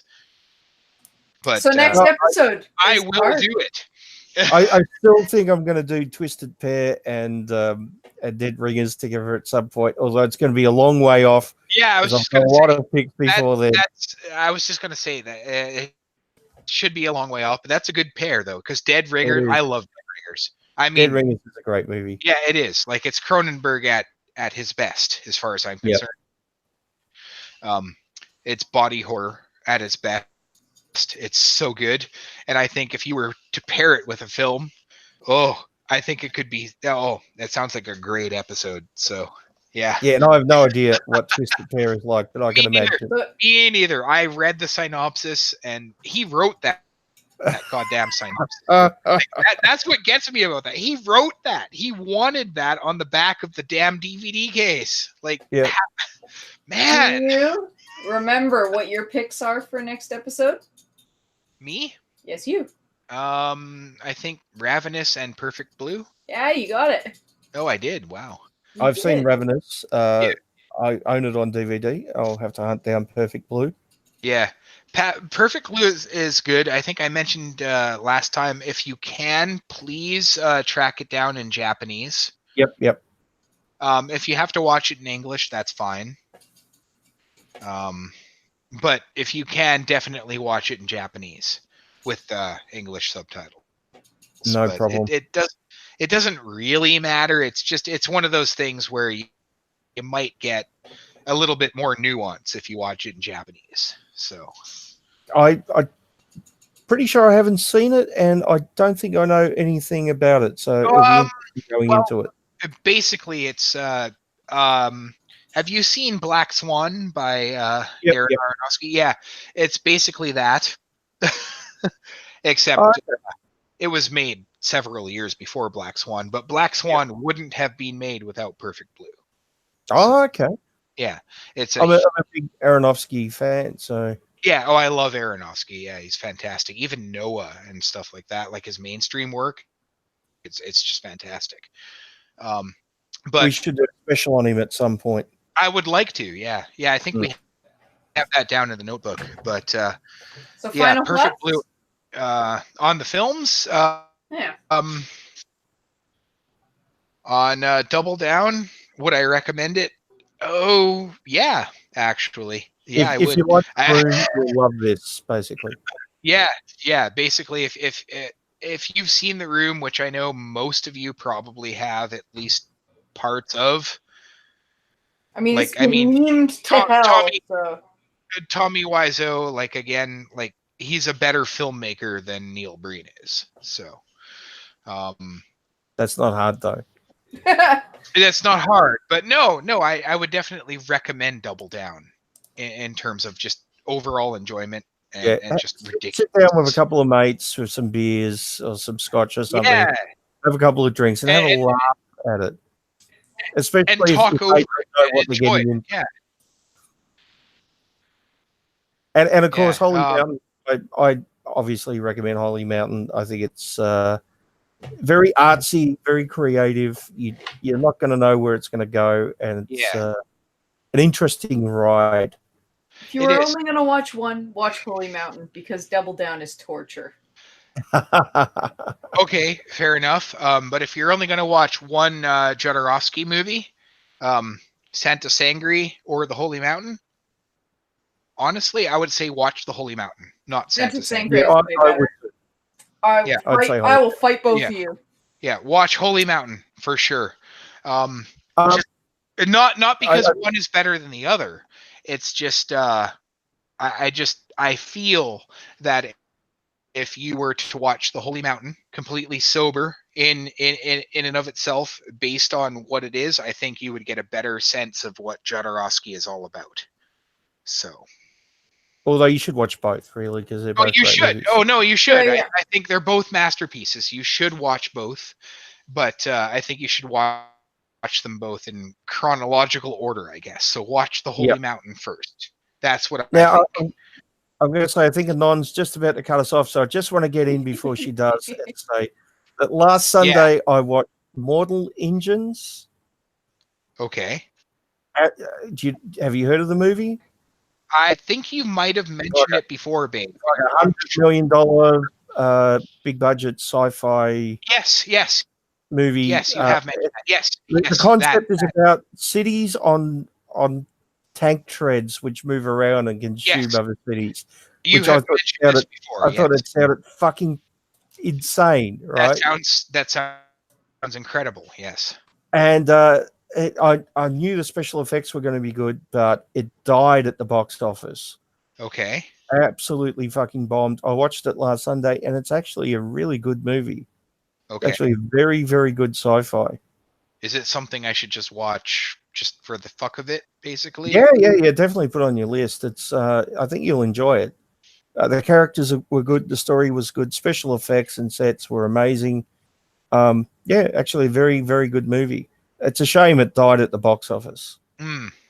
I think the whole thing about cities on tank treads moving around, consuming other cities, put a lot of people off, and that's only really a very small part of the movie. Yeah, that's like a similar film from recently called Snowpiercer. Oh yeah, I've seen that. Yep. That's a good one. It failed at the box office too because they thought it was based on one train car in the middle of nowhere. Right? So Mm. I mean it's on a smaller scale than what you're describing, but it's similar. Yeah, that wasn't So- a bad movie. I need to see No. it again. Actually, I think Anon's got it as an upcoming pick, don't you? Either me or her, one or the other. Yeah, both Yeah. of us love that movie a lot. I So think I might have for a themed one. Snowpiercer, yeah, Yeah. it's really good. Anyway, Bane, I shall have to check that out. Yeah, I thought it was good, and I watched Bohemian Rhapsody as well last Oh. week. Oh, really? By Bryan Singer. Yeah, I thought it was great. Was my it one- really actually good? Was it semi-accurate or? As far as I know, I was going to say the one criticism I have isn't a real criticism, and that is I didn't learn anything new from the movie. And the reason for that is I watched a Queen documentary about a year ago, and I think Oh that- yeah, I think I learned everything I need to know about Queen from that documentary. So I didn't leave the movie with any new knowledge, which I would have liked. I would have liked some new I guess insight. you know what? That's not always possible with a No. biopic, right? So But that's only a minor thing, and it's really only because I saw that documentary. If I hadn't have seen the documentary, Yeah, my well, experience would have been different. you know, I really like Bryan Singer's work, so it'd be really nice to see that. And the lead actor in it does an amazing job. I can't think of his name. He's from Mr. Robot, which is a good TV series. If you haven't seen it, I know who you're talking about, but it's right on the tip of my tongue as well. And he's also in the remake of Papillon, which he That's did right, an yeah, amazing job. I was following Bryan Singer's remake of Bohemian Rhapsody for a few months, and I don't remember his name, but I can see his face right in front of me. So Rami Malek. yes, Yeah, he'll Yeah, be Raimi. appearing in I a always- lot I of always movies pronounce in his the name next couple of Raimi. years. Don't worry. yeah, no, he's really good. Yeah. I hope his career takes off because Oh, it already has. He'll be everywhere. Don't worry. yeah. Okay, no, so shall we say goodnight? I think it's time. I think All right. Well, how long so. have we Uh, been? Almost We've- 4 hours. Yeah. That's- well, we could go another hour. Oh yeah. We did it last time. It's fine. we could, but yeah, I mean, We've gone way off the movies now into Oh, no, like I'm joking. I'm joking. everything when it else, comes so- to Jodorowsky's The Holy Mountain, if you like tits and exploitation movies, I guess you'll probably like this one.